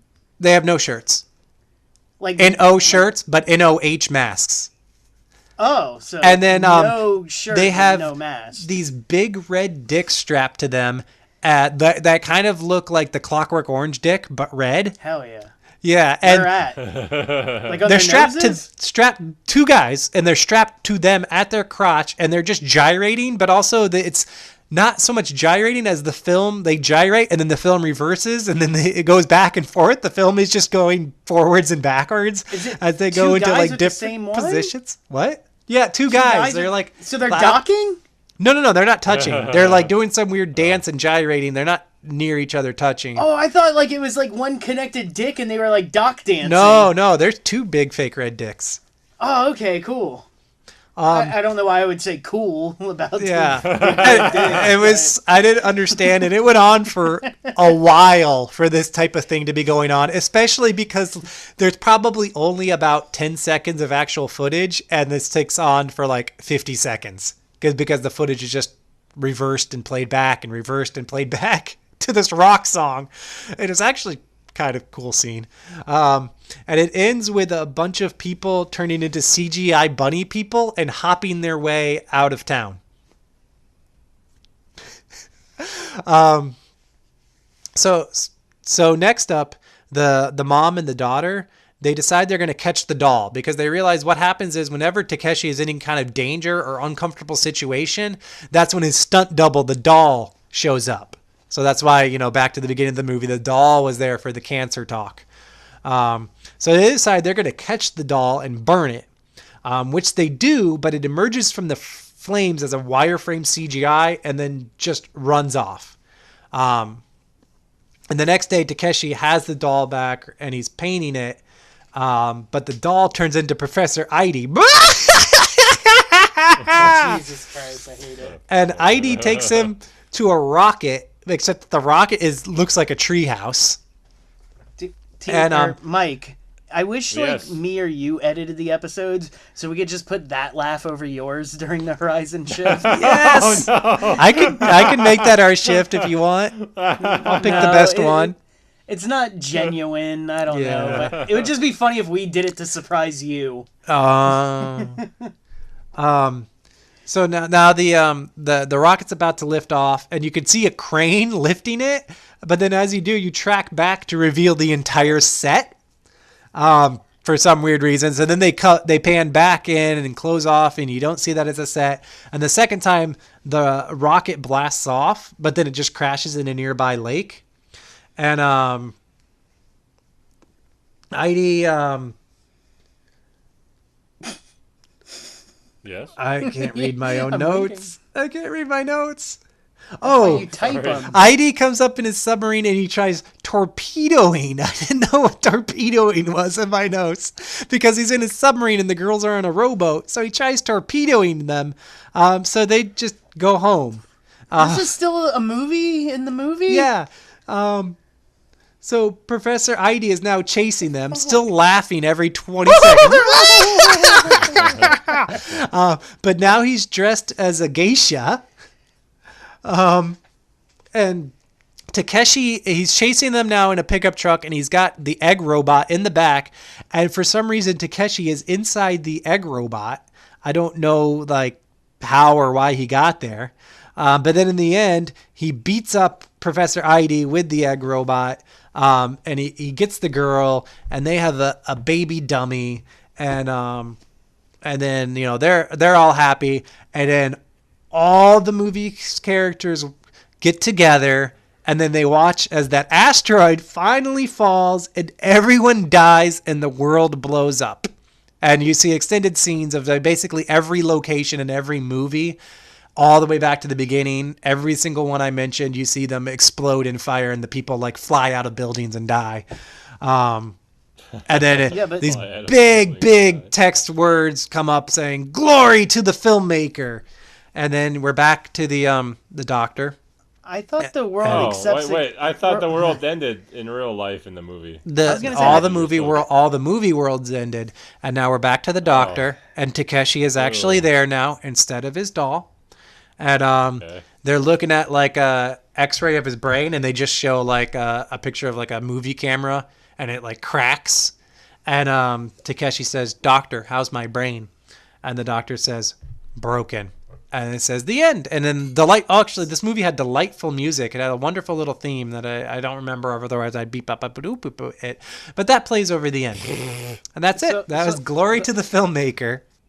The whole movie was him in the thing, and it's in his head. The whole movie was, well, like he said, his creative destruction. So all his ideas pouring out, and whether they worked or not worked or whatever. So the movie was just all of that. But like when he was in the thing, like that was just like everything going on in his head. Like that's what I don't get. I'm presuming, yeah, clear. like these are ideas maybe he's had and decided not to make movies of, and he's kind of put them together to like express the creative process. Okay. Like he's a fun, dry, violent director, but he's also fairly thoughtful. But he doesn't like overlay it. He doesn't. I wouldn't say he makes art films.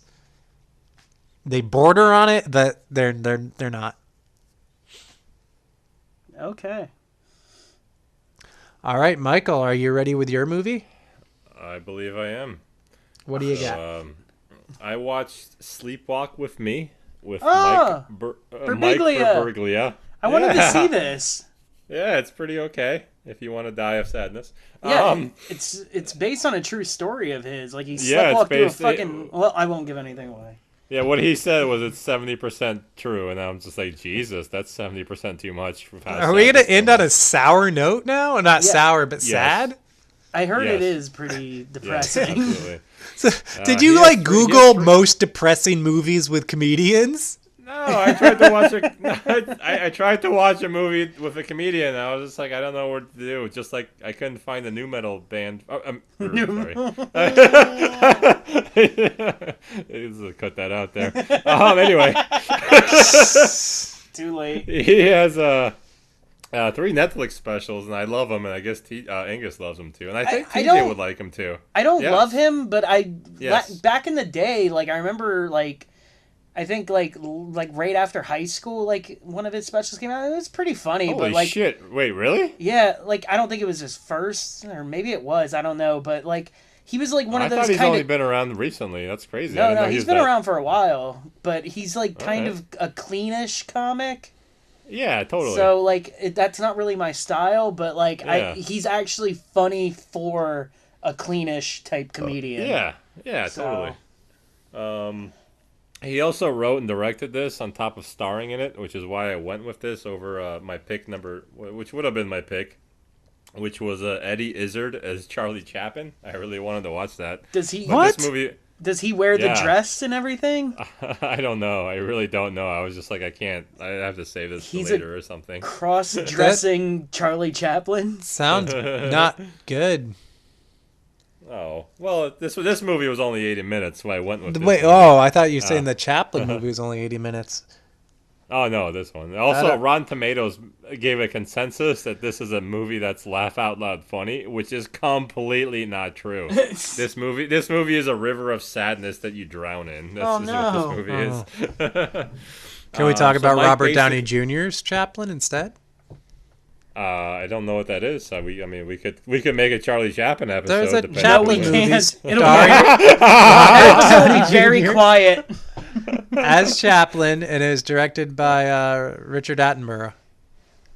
Oh, is it good? Yeah. All right, thanks. All right, Good review. episode done. We don't right. have to do that Yep. one. Let's break. All Oh, right, let's so, shift. Don't forget to shift. Hey, no. No, I Wait, meant hang that on. episode that we were gonna do. No. Yeah. I still want to hear about Cut Mike's. it. But Yeah, me too. Thank you. I'm gonna be So honest Mike though. Bas- I'm Yeah. cutting out right now because I have to piss so bad. But you guys continue. If I have any jokes, I'll display them in like 2 minutes. We're taking a break. No break. Go. All right. Go. Okay. All right, going. So,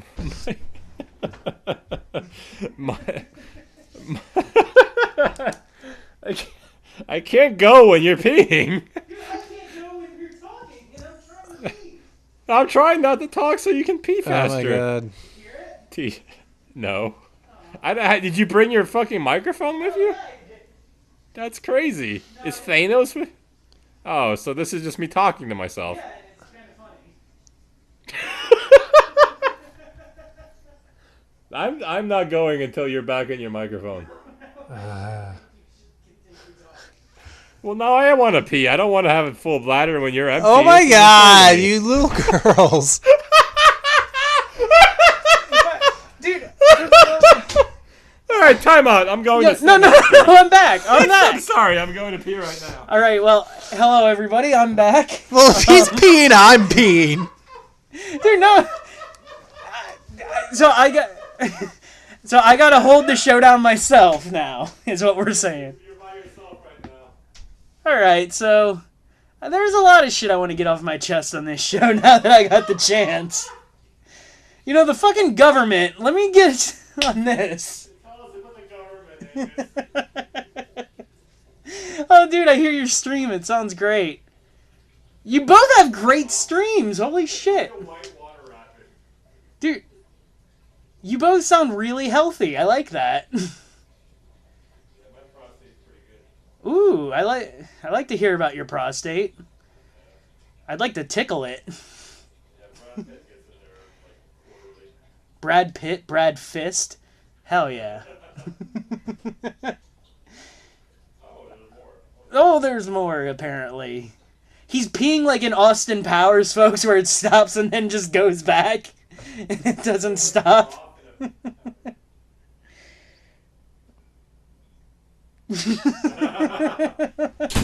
There's just people All right, fisting his asshole while he pees. We're back since nobody's actually listening to our show. So, oh shit, TJ's. Well, me and somebody's getting a Mike beer. are back. What's up, everybody? Who's getting a beer? We are the perfect. Look at relieved fucking Bladder Brothers.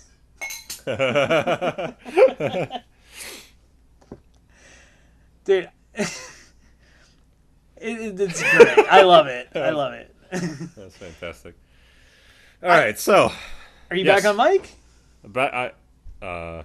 Mike? Mike? Wait, what?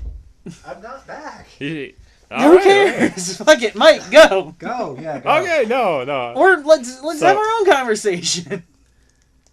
Did you hear TJ's stream?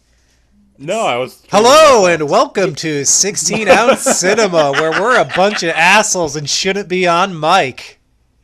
No, So we anyway- weren't. That was the point. We weren't But- on mic. Back to my film. Mike Berberglia basically for he fourth walls the entire movie and does like a comedy routine, which I can't do comedy, so just picture a mildly overweight man with like a fat baby's face looking at you and doing the can you believe it face, That's you. like every 20 minutes. That's you. Is it me? Do I do that a lot? I don't Kinda. think I have a baby face though. Oh, you're I just kinda. a face. I wrote it's kind of like Seinfeld without the $100 million smoothness. Or the So, racist funny man. is Seinfeld racist? No, Michael Oh, Richards? yeah, Back to Michael That's Richards. right. Dick Ritchie. All right. I love that we're claiming the racist one's the funny one. It was pretty, yeah. He's the comedy guy. He has one really solid set. I can tell you that. Like the set where he opens the door, because that's what he was known for, was opening a fucking door. Can you imagine? Like, that's your claim to fame, is you open a door funny? And say a certain word a lot. Now it's claim to notoriety. Dude, how great would that have been if he burnt? Imagine if he opened the door every Yes! time and said the N-word, so they always had to Every do at least time. 2 takes. He slides in. Jerry, I gotta tell you about the beep. No.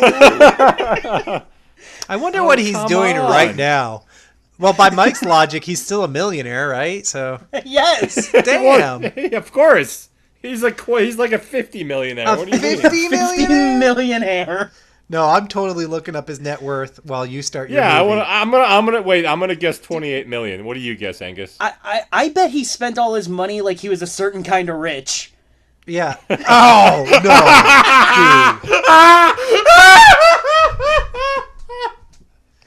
TJ, what do you guess if you have? Oh, what the fuck? He's worth 45 million.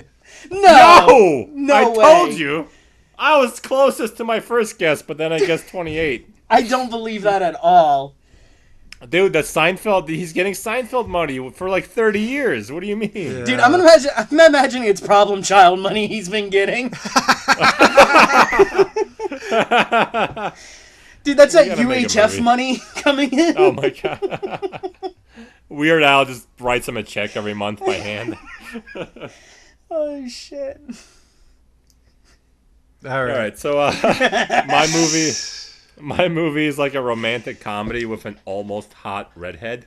She's more like a cutesy like art student redhead with nice dresses. And they're together. They're a couple. They're looking at apartments together, and she's really excited about things, and he is very less excited about things, which is basically their whole relationship. And this movie is That basically almost about sounds their like my relationship. relationship. My wife is really excited, and I'm just stoic and. And you like movies. I like movies. And you love your son too. You guys have that. I guess I They have. didn't it. I guess I do have a high level of emotion. It just doesn't reach my face.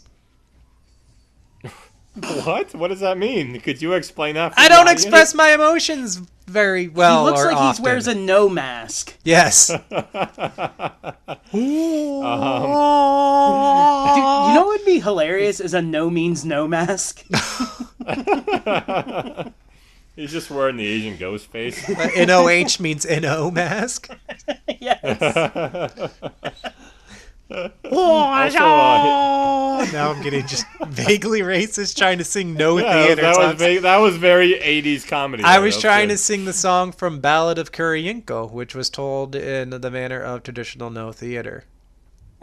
Thank you for that. I'm gonna okay. You've seen that Also, movie. You told me to lessons. watch it. Yeah, it was a great movie. I just didn't know where to go with it. All right. I'm sorry. I was just blown away that you went there. I don't know what to do now. Talk about your Also fucking his, movie, not the I'm going. Battle of Kuryinko. Bah. Also, so his comedy isn't doing very well. He's just a bartender at this point. Also, all the actors are quasi-famous, and TJ would know him, and maybe Angus too. Oh, can I And, Google them Wait, later? what? Later, yeah. I know And people. and Mike's mom makes speeches like, "I got this cake on the internet." That's it. That's the whole speech. And she gets drunk a lot. She drinks a lot and gets drunk and mixes her alcohol with Sprite, which makes her the only black character in my very, very white film set in New York City. Sounds like she should be on the show. Sounds like I should marry her. Things get uncomfortable because they start the marriage talk, and like, you know, hey, we should get married. And because it's a very short movie, Mike starts sleepwalking right away. He kicks his hamper and says that there's a jackal on the roof. That's his first introduction to sleepwalking, which I can very relate to because one time I woke up with a beaver trying to eat my arm, and you guys. Oh, that was awesome! That was awesome. Do I pause and tell that story now? If you want to, yes, you tell the story because even though it happened about me, it'll be you're good brief. at So one night, it Yeah. must have been not that late. I guess you went to bed early. It was maybe It was midnight. I woke up at 12. Yeah, I was gonna say it was between 11 p.m. and 1 20 a.m. minutes. And I was like on the computer doing something, and back in the day, like I had broken a chair at my desk, so I sat on the floor. And this was for years. I just sat on the floor while I was on the I computer. remember that. And Yeah, and our That house, was weird. it's the weirdest part of this night. I could You on the lean floor. back from where I sat on the floor, and I would look down the entire hall into the living room. And Mike's bedroom was on the other side of the living room. He had the master bedroom. And so one night I'm on the computer, and I just hear Mike, "Ah, ah," and I knew he'd been asleep, and he's just So wait, let screaming. me set that up. So what happened was I woke up like 20 minutes after I went to bed, and for a split second I'm like, I just woke up, okay. But then I just thought that there's a beaver eating my fucking arm. So I start screaming at the top of my lungs as loud as I can, things like, like I just Things think like, I'm fucking dying. And my windows are open, and I'm butt-ass naked, and I'm freaking out, and I am slapping the shit out of my chest and my face, just flailing this beaver off my arm. And so I open my bedroom door, because I think my two friends, TJ and Angus, can help me. So I open my bedroom door, and But my bedroom was like 6 inches below the rest of the house. Oh, So I tripped over the doorway area, and I fall on the ground screaming and frothing at the mouth. And all I do is I pull myself up while the beaver's fucking eating me. And I get to my wall, which is like You fake red brick. stumble into the hallway. Yeah. And Yes. by this point, I'm leaning over like, Yes. what's going on? And I'm just like, kind of like, like let's also like paint the picture that like you screaming in the middle of the night was weird, but our lives were just so fucked up back then that this was no cause for alarm for me. I was like, Yeah, you just casually looked back. yeah, I like, just what's going on? casually was like, Can I I need to interrupt? be involved. Yeah, get in on that. I don't think Angus was not here that night or at that I was time. gonna say I No, don't he was remember there. any No, of he it. was was not. there. He wasn't. Okay, good, because I was like, I don't remember. I would have remembered So, this. This is nothing I remember. From my position, my mic. From my position on the floor, I casually lean to look out the hallway, and I see naked Mike bumbling and hitting walls and bouncing back and forth. And my reaction is not, what's wrong? My reaction is to point at him and say, Mike, you're naked! Which immediately snaps him out of it. He's just like, I am. I need to sit. I was hugging the wall like I just did LSD times 100. I'm just hugging it for like dear life. And I just started laughing at his nakedness. Yeah. So he grabs a blanket and like shivers and sits down on the couch. And then later our friend Captain came by and Captain, yeah. helped him continue to calm down. And I just went to bed. I was like, you guys got Yeah. this. Wait, I'm going to bed. This was way he, more like- terrifying to me than he's letting on. I couldn't sleep. This scarred I Mike, slept. yeah. I slept in the living room for like 4 months. Yes. Only watching Star Wars Episode 3. Yeah. Or 4. Sorry. Yeah. Did Yeah. the captain like comfort you while you were still naked? Yes. Yes. Yes. He kept the I'm- blanket him around and- him, him and it- naked. Yeah, him and his girlfriend came by, and he's just like, "Bro, you must have been bitten by a spider. You're okay." Yeah, I I'm just remember like, him that wasn't saying a that. fucking And spider, then once man. he was Yeah. there, I was like, I'm out. I got things to do. Although like, I will say that, like in my memory of this story, which I've told several times, I thought Angus was in the room and came out like as right before the captain came home. No. No, I wasn't there for this, man. I would remember that. That's fucking crazy. We're gonna need to talk about this after the episode. That's crazy. We'll have to find Captain, who now lives homeless downtown, and ask him how this night went. we will not be talking to him. So I don't think so you'll after- hear after this the- either. after the first sleepwalking incident, his dad asks him if he needs money and laughs when Mike said no, he doesn't need money, and then he gives him a few $100. He's cool, but he's kind of an asshole. Then the redhead is upset because she really does want to get married, and Mike's worried about losing her because he loves her, and we get flashbacks of her doing cool things like playing pinball and laughing. Yeah. That's the flashback. And I learned his name in the pretty movie cool. is Matt, which I think is stupid. So he has a stupid name, so I'll just keep calling him Mike. Name Matt? So you're going to call him Mike? So he hits on her like he keeps he hits on her like in flashbacks all the time, like she's playing pinball and like other things. Like I don't know, he's in college with her or something, I forget. He eventually wins her heart by inviting her to church. After she declines several times, and she kind of asked him to leave him alone, but eventually he's just like, "Hey, you want to go to church?" That's how me and TJ became friends. He kept asking me to go to church, and I finally went. I'm like, "Oh, this is fun." We played laser tag. true? We were Yeah, terrible laser at tag. it. It Awesome. was fucking great. We got beat by so second they- graders in laser tag when we were 17. Well, they have smaller bodies. That's not fair. And I You think have I to was shoot the wearing gun, not the body. But yeah, It's like no. playing that small character in that video game shooting we used to play together. Whatever that was. We actually posted up our squad, me and like our friends at Angus, in this one like little hallway corridor, not realizing that the white of the wall all the lasers would bounce off of, and we lost in like 20 seconds. We got destroyed, man. Yeah, we did better the next round, but that first round was so embarrassing. Dude, that was the day I stopped believing in God. 'Cause I just kept losing. TJ made you stop believing in God by inviting you to church and getting wrecked by 5-year-olds. 8-year-olds. 8-year-olds, sorry. I like that he got offended by the 3-year difference. So eventually they go on a date, and then he can't get his penis hard, and then he compares himself to Molly Greenwald, and then he bombs a comedy routine, and now they've been dating for 8 years. So I don't know how that. Oh, that's happened. how you I get guess the he's a chicks. Compare yourself. That's Bring how up you get the Molly. chicks. Molly Ringwald gets them every time. I'm Molly Greenwald, and I can't Wait, get why my are you dick saying hard, Molly and I suck at cum. Greenwald? Yeah. That's her name, right? No! No. Oh, what's her name? Ringwald. Ringwald. Whatever, I was close. It doesn't matter. Greenwald. I don't have captions on. That's her name in my head. All right, Ringwald it is. Thank you for that. So then he bombs another comedy routine, and his friends tell him that his jokes were funny in college, and that was the most polite thing they ever said to him. Nice. They were bad friends. And this is like 10 years after college. This is what people tell us about our show. Yeah. And we didn't go to college. Nobody's ever told me anything about this show, so I don't know. His sister recommends that they see other people, and his friends tell him to have a baby, and the redhead just keeps getting more and more upset because they're not married.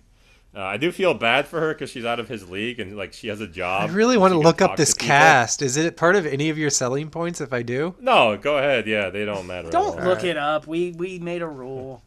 All right, I'll wait. I'll wait till So after the selling points. He eventually starts sleepwalking in earnest, because he's super stressed about the whole thing, and he kind of sucks as a person. Anyway, then next his mom tells another story. Her friend bought a rice cooker. That's her story. This sounds like one of my mom's stories. Yeah, actually, she kind of is like your mom, except she drinks a lot. Oh yeah, and no, tells my mom stories. doesn't So, do that. Not quite like your mom. His dad and his potential agent for booking comedy gigs both tell him that he's not funny, which so far is completely true. No one bothers to give him advice. They just kind of tell him he sucks, which I feel is kind of sad. Well, that's what you're but supposed to do. Just tell them they suck so they don't hurt their feelings. Hopefully, Yeah. he just gets a better job or something. Like all those But people on she does- American Idol, their friends should have just told the truth. No, they I need. mean, like one. They need a won season, smarmy eventually British won. man to tell them. Where am I? Oh yeah, so eventually the agent gave him a booking gig for comedy because he lied about having a car, so he just borrowed his dad's car. But they forgot the first booking gig. They forgot that they booked the comedian, and they had him host a lip syncing contest, which had no entrance. So then he bombs in front of 12 college kids, which was really fun. But they did pay for his hotel, and that made him really happy. So this is like the first time he's happy in the movie, I just except thought of for something flashbacks. great. Like, you know how they have like all these specialty like stand-up comedy shows now? Like they have like naked comedy shows and shit like that. Oh no, I don't know about this at all. That Oh, sounds great. there's like a bunch of them now, like just weird shit Okay. like that. But lip syncing stand-up, would that be a thing? Like they lip sync a different routine, like a white chick is doing Richard Pryor from the Hell 70s. yeah, like that. Dude, I would be down for that. That's awesome. Dude, I want to do like Chris Rock's bits. I want to do and Jamie shit. Foxx. That would be amazing. I'd be a good Jamie Foxx. No, I got it. I'm doing Yeah. fucking Cat Williams. Dude, didn't we all watch it together with like a guy we knew? Yes. With a guy we knew. A guy we knew. I didn't know what else to say. Shout out to Ed, I guess. Dude, that rules. Ed was a cool guy. So next we get a Mark Maron cameo, who gives him advice Yuck. about his advice is don't throw up on stage, and great. then he bombs again, and I'm getting fucking anxiety watching this guy bomb for a fucking hour and his relationship take a shit. But after the set, he tells Mark that he doesn't want to get married until he knows nothing else good can happen in his life, which makes Mark laugh, and he tells him to get personal in his routine. So next, he bombs again in Philadelphia until he starts talking about his personal life, and his anxiety ends up going away. But now he has to lie to his girlfriend about her being in the set, and which gives me anxiety again. So it's great, anxiety-filled movie. His next like sleepwalking, Wait, Yeah, why did a lot of okay. anxiety? Yeah, no, what? Why did he lie to her? Because he's nervous about. He didn't tell her originally that he's gonna start making fun of her and their relationship, and he's bad at confrontation, so he just doesn't tell her. Oh. He lies about his comedy getting better, like for different reasons. Well, I mean, okay. His next sleepwalking bit is about a pizza pillow that a pretty Jewish lady puts on his head, and he eats it sensually, which was cool. But then after the pizza pillow thing, he kind of wakes up in a hot shower. He's just taking this hot shower, but he ended up sleeping at a comedian's house, so they don't really care. So it's cool that he did that. He gets back home after a month on the road, doing well, but he looks like dog shit because he's been eating pizza and popcorn and beer for 3 straight months. Yeah, that'll happen. Yeah, I'm he proof. looked awful. It was great. Then a hot bartender, or at least a somewhat pretty bartender, tries to fuck him, but he says no. And I think it was because the bartender told him that he had lopsided boobs. But then he got drunk and fucked her, which made me sad because he's in an 8-year relationship. Yeah. I love that you're a hopeless romantic in this. I'm with, it I'm does with sound Mike. that way, doesn't it? Yeah. I'd be like, oh, guy. She loves Yeah. him so much. Why would he do this? And then they go to his sister's wedding together, and it gets sadder. His dad tells him he has to zig or zag, which makes him bad at storytelling, just like his stupid fucking wife. They're just bad. The problem with this movie is everything is completely realistic and is basically a super bummer to watch. Great. Just to drive the ball home about how much better she is than him, she sings really, really well in the next scene. And then he sleepwalks again. He for eating food and stuff like that, and he becomes sad. Anyway, my selling point is the end of the movie. But we're not movie. doing selling points yet. Yeah, I know. That's He was the wrapping end up. of my movie. Oh, okay. I was wrapping up, bro. Okay. Yeah, thanks. Yeah. I don't So know. that's my movie. Sleepwalk with drifting Me, off. Featuring. Yeah, I drifted off in your whole movie. I actually have no idea what happened. Yeah, his movie confused the shit out of me. Yeah, I Fucking actually tangent. just Japanese fella and the Crazy and shit. Anyway, I got a sleepwalk story real quick. It's a quick one. tell me. Yeah, I was. The longer the better, brother. Well, there's two. One involves our friend. Our friend who peed when he got drunk. Well, he did this one time. Yes, both of these stories are pee. One's me, one's him. We talked about him on a different episode, but there was one day it was in the middle of the night. He walked into me and Jesse's room and just peed in her purse. In the middle of the night after getting drunk. Yeah, he opened up her purse and just started peeing in it, and then she woke up like, "What the fuck are you doing?" He's like, "I'm peeing." And then I really missed that. that. That same person actually back when at our place, Mike, he got drunk there and he crashed in the living room, and this is when Sarah's brother lived with us, and instead of going Which one? Adam. So instead of going left to the bathroom, he went right and went into Adam's room.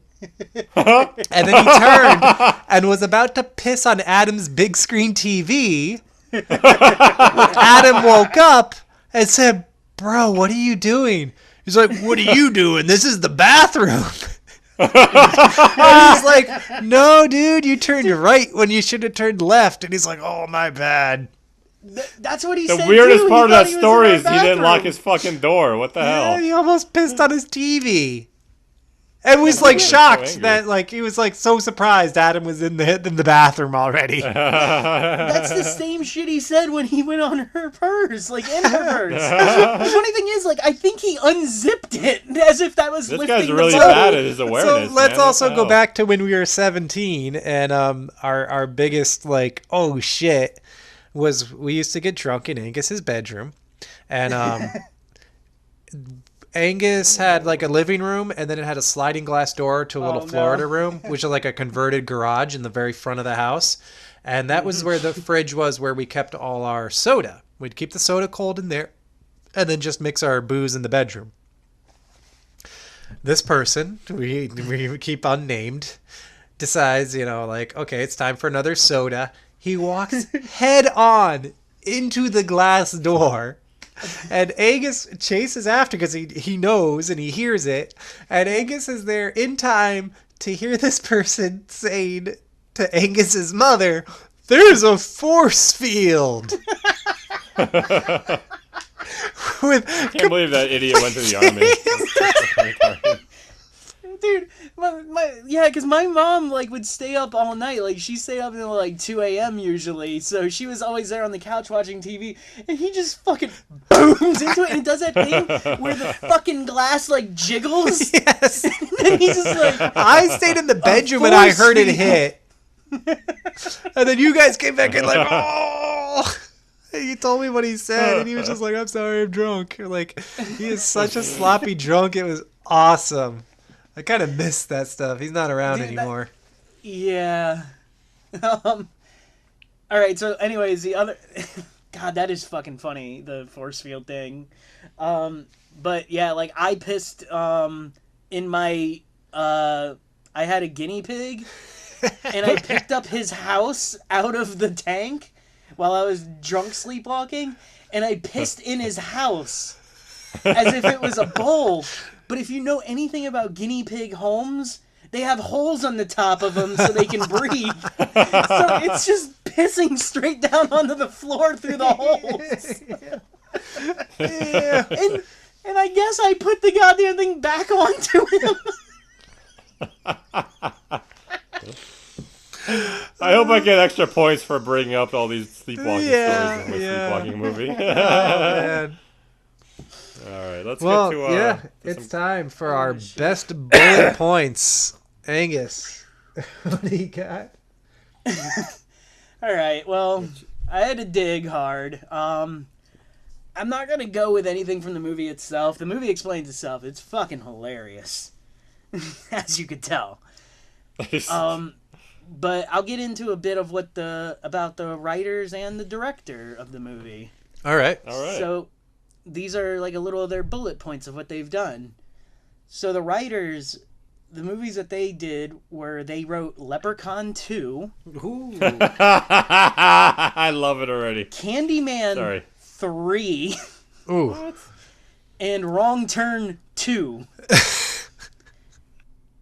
So, yeah. Good sequels. No. And then we got the director who did some great sequels of his own that he directed. Oh, boy.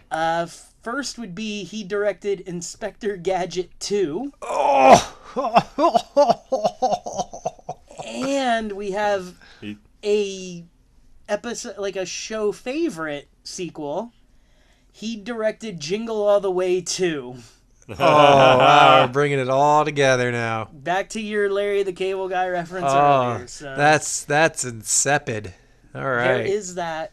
And then I have... What the fuck does insipid mean? Bad. Bad. All right, so I have one more thing. It's not really a selling point, but it's something I want to get out there because it was fucking weird. So the movie at the end, it says the movie was inspired by somebody named Bijan Amin.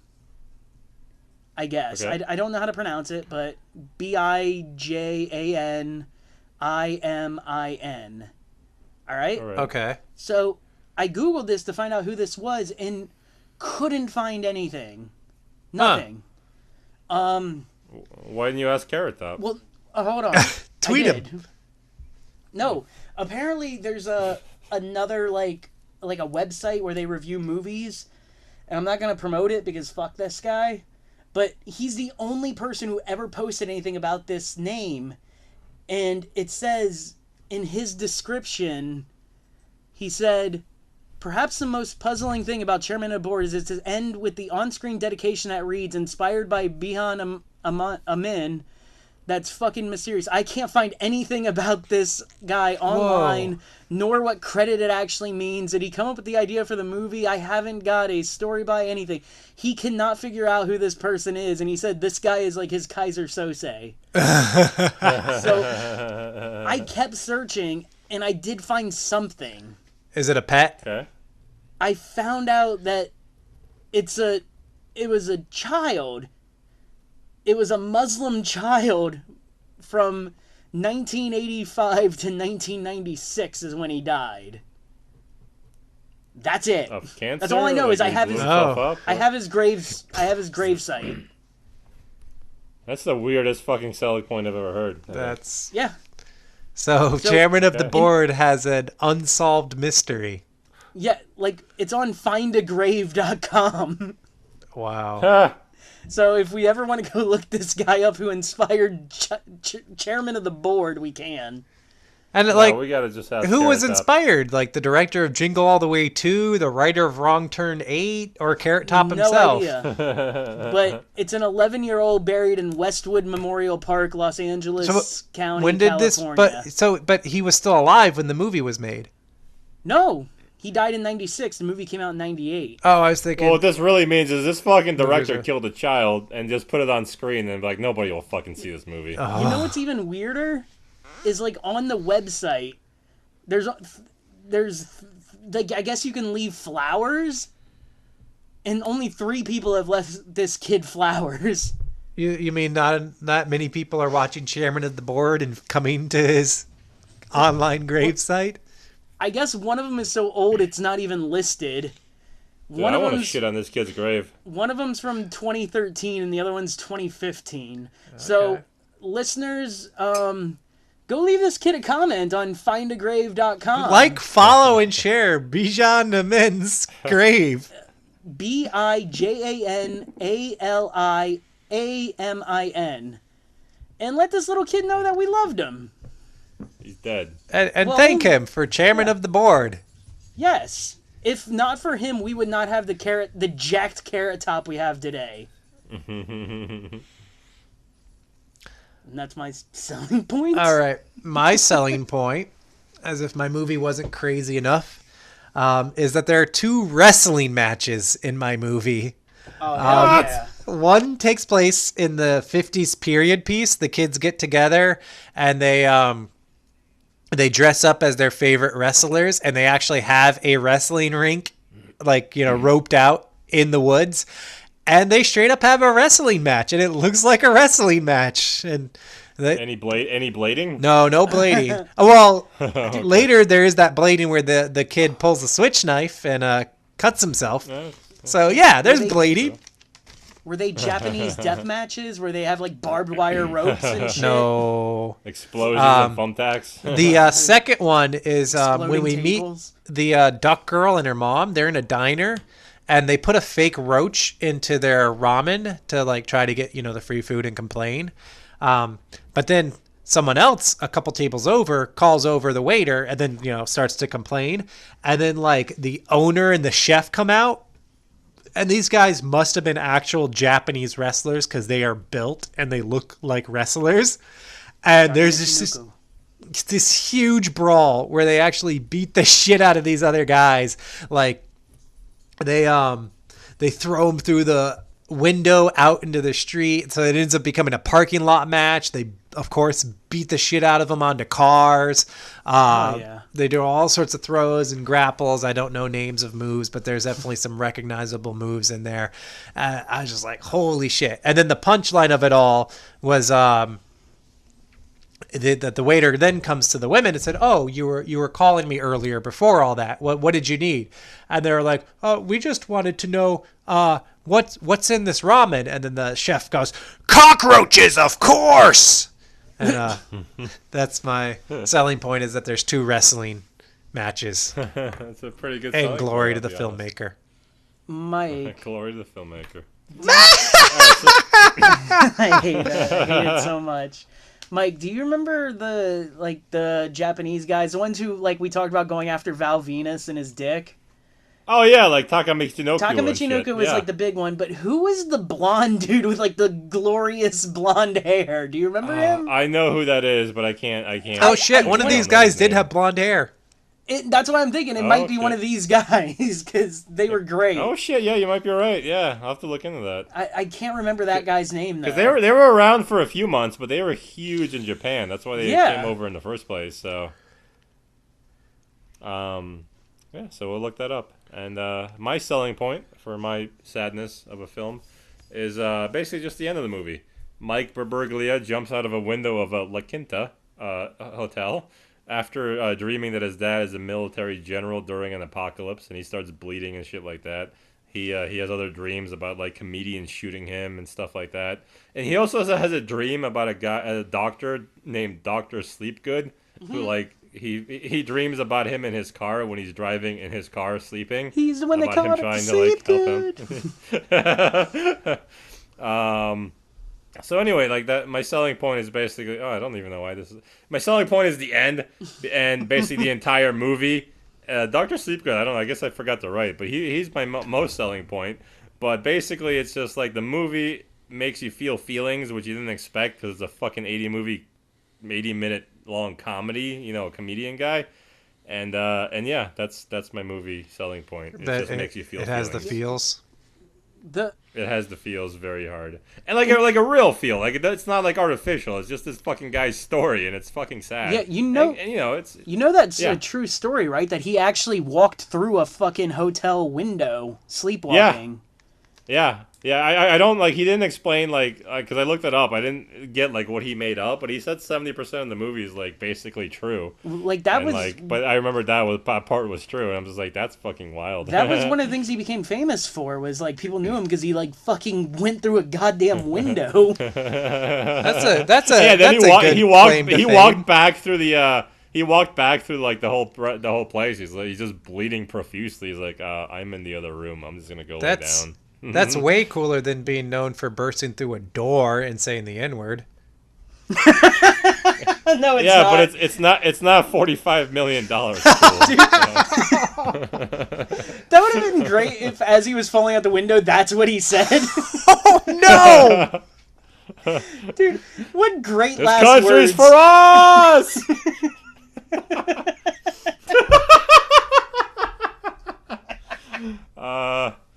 So anywho. Oh shit. Can we keep that? Yes. Yeah, we can. That's a Mike Berberglia special. All right. So before we get too far off the edge, out the window or through the door, let's just jump right into the next and best part of the show when we relate all of our movies to Paul W.S. Anderson's classic from 1997, Event Horizon, in a segment we call The Horizon Shift.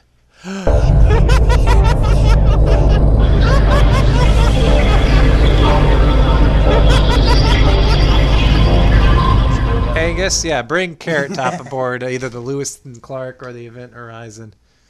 All right. So with my Horizon shift for this movie, so you know when the crew was like imagining their own hells?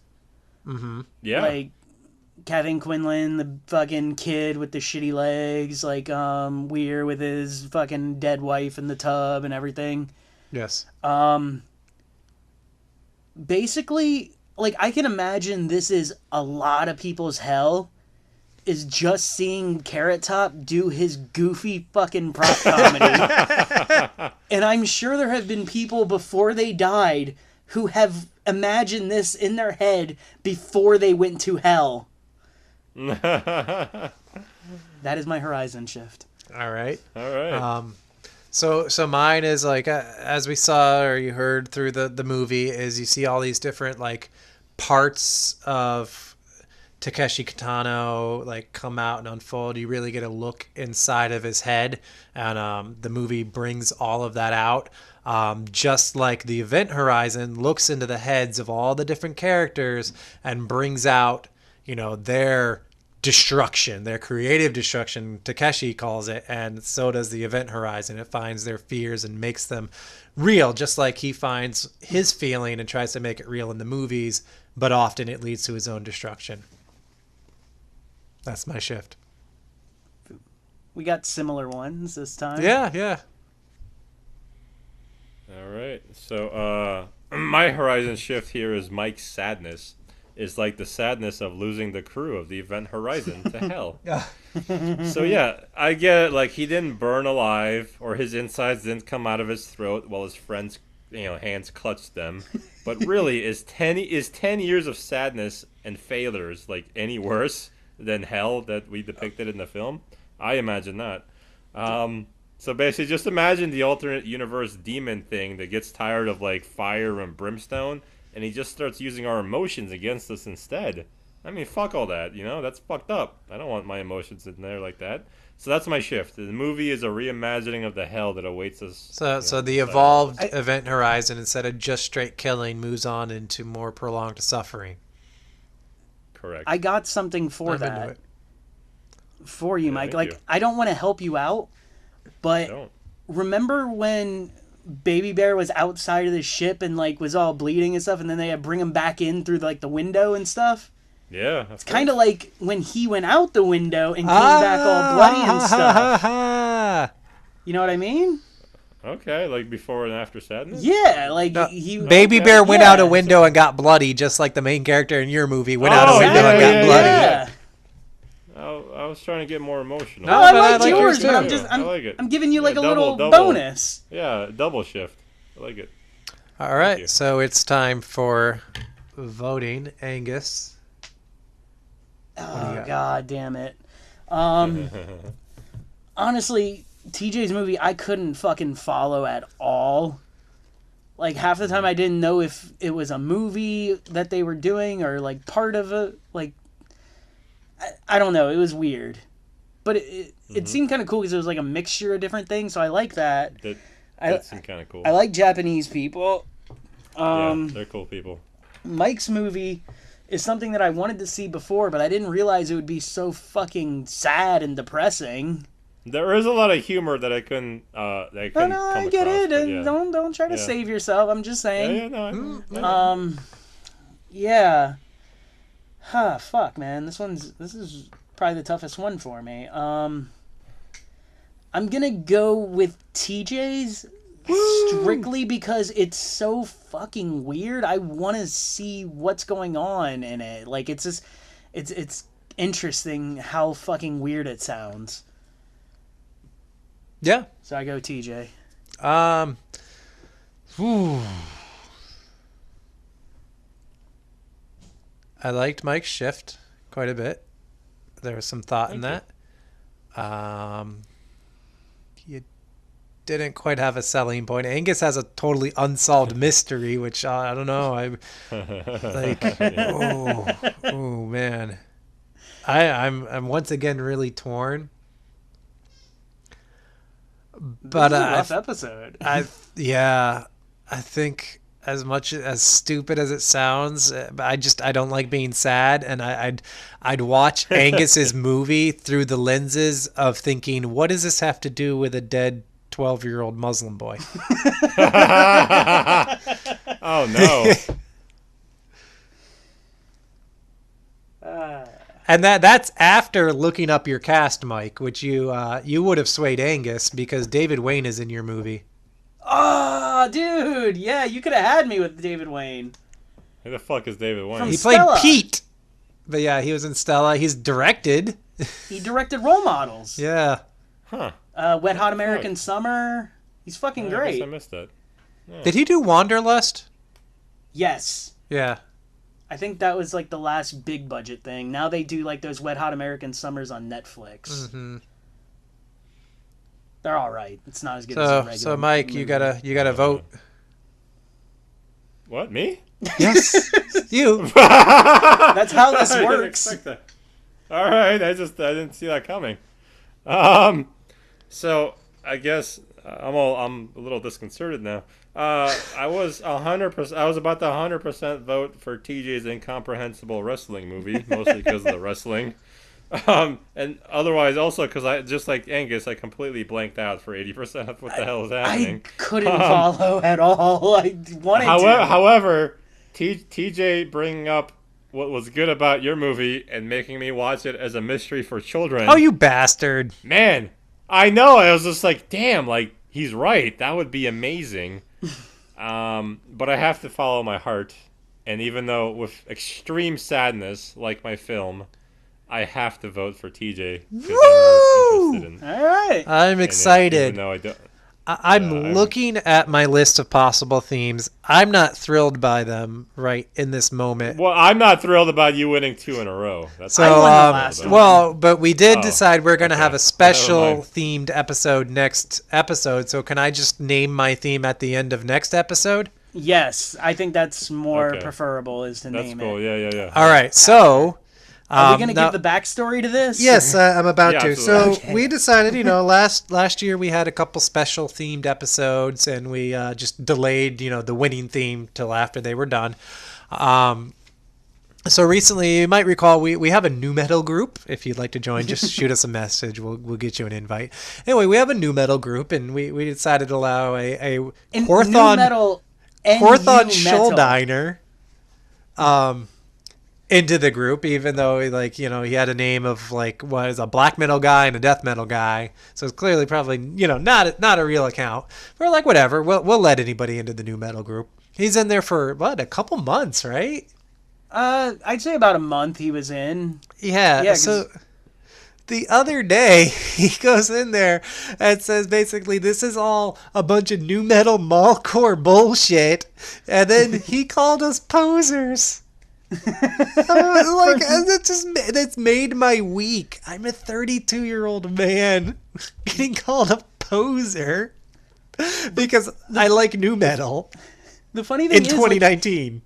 it happened in the middle of the night too. Like he did this at 2 a.m. on a fucking rant at 2 a.m. to just fucking bitch about us and our new metal. Yeah, 2 a.m. And, Sunday night, right? Yeah, I woke up in the morning for work and I'm just like, why the fuck is our new metal page blowing up? Yeah, there's nobody in there. And I'm just seeing shit calling us fucking idiot posers and shit. Called Mike a girl. Yeah, he called you a girl. Hey, he called me a girl. He called you a girl. What a piece of shit. After you made fun of him for being a fry cook. He said says the former fry cook from McDonald's, and he says the girl who likes new metal. I love new metal. Which is a pretty good comeback. But also the funny thing about this fucking idiot is his cover photo, right? You know how you have that background photo on your It's totally a Facebook? fake account, though. But still, that fake, not fake, but that fucking background picture is just a bunch of different metal bands listed. Demu Borger. And and there's Mayhem. shit like that. No, but I like Jimmy Borger.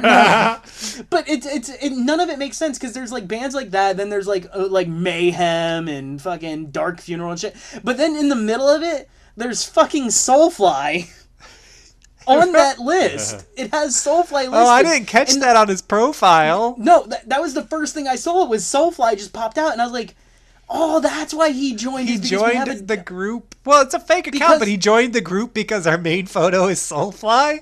Soulfly, which But is he hates new metal, but likes one of the worst new metal Soulfly- bands. No, not one of the worst. The worst new metal band is Soulfly, and that's factual. That's what he joined for. Oh man. Anyway, like I said, this guy made my week. It made all of our week to the point. Oh, well, it made my hour.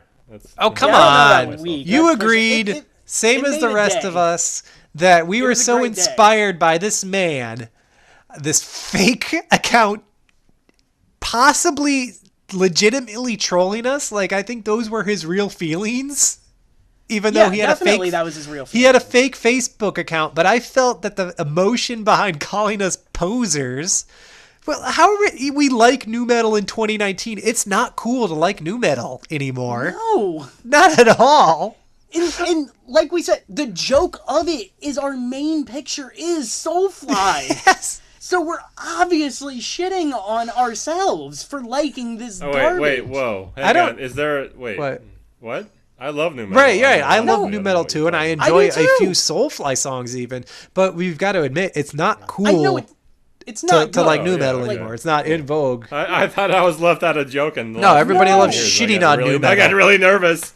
No, I still buy new metal albums all the time. I spent $38 On the vinyl, yeah, you're buying new metal vinyl. Yeah, you buy new metal vinyls. It The I point of don't all know, that it was is, it was weird. we've been inspired, and so now we have to have Yeah, a special themed episode. Yeah. And Wait, so, can I say one more thing though about that Yeah. guy? He had he was following 4 guys that were all the same guy with different pictures. yes, yeah.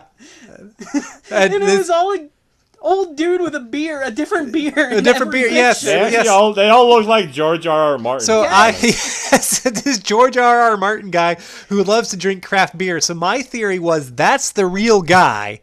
He somehow found our show because of the craft beer tags, hated that we don't know anything about beer, heard about the new metal group, went to the new metal group, saw that we don't know, like, we just listen to new metal and don't like any other metal, except that we do, but we don't talk about it in the new metal group, and just got furious and just hated us so much that he had to erupt. He only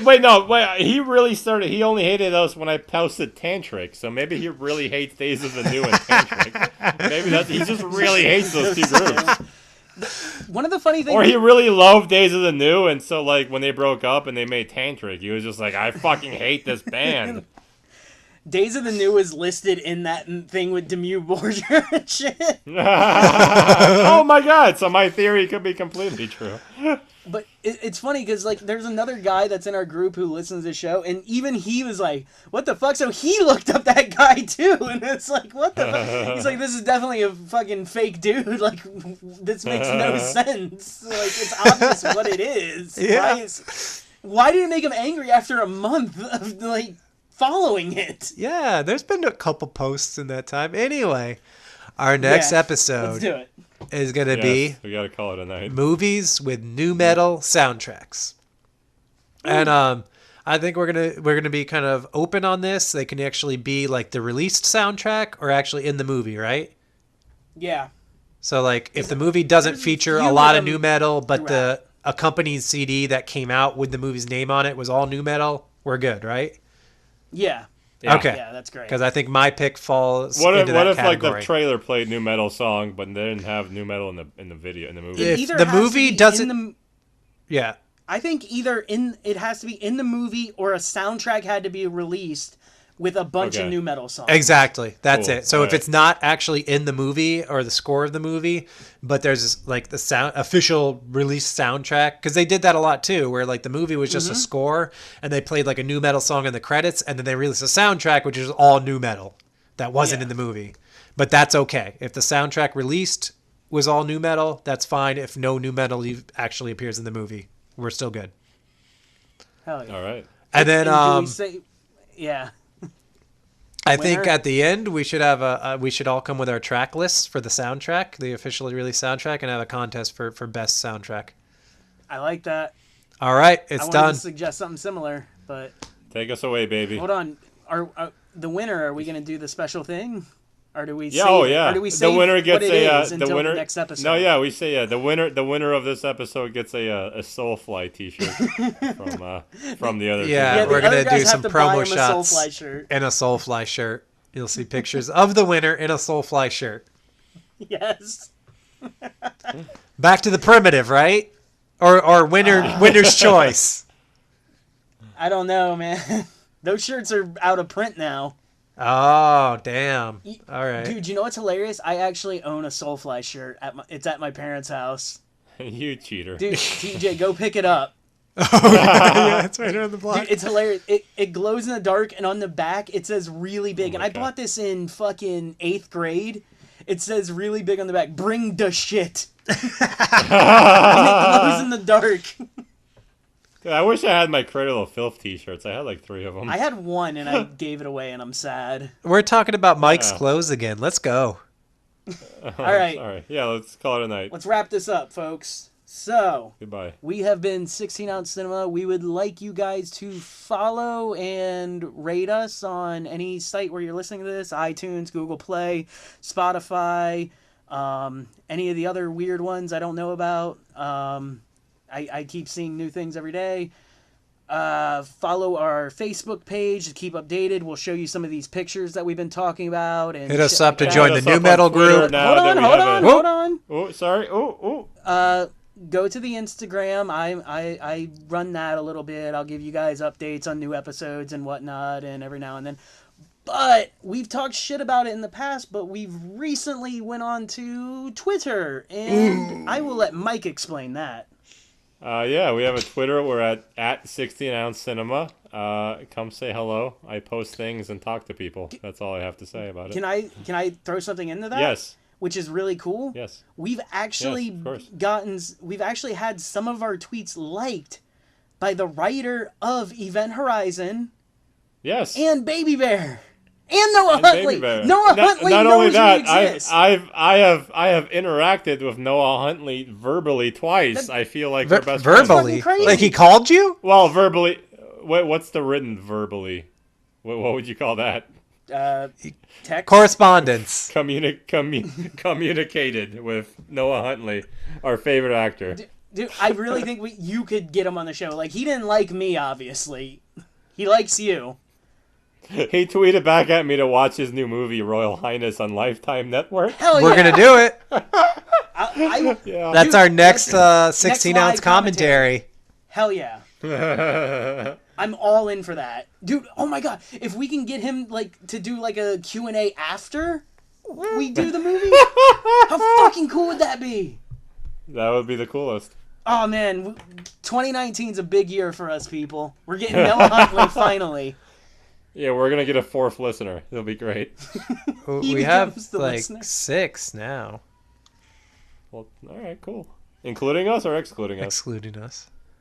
Oh, we're gonna get it. We're gonna get a double digit. Yeah. Hell yeah. Noah Huntley will be our 10th listener. All right, guys. Good night. See Good ya. night. Peace.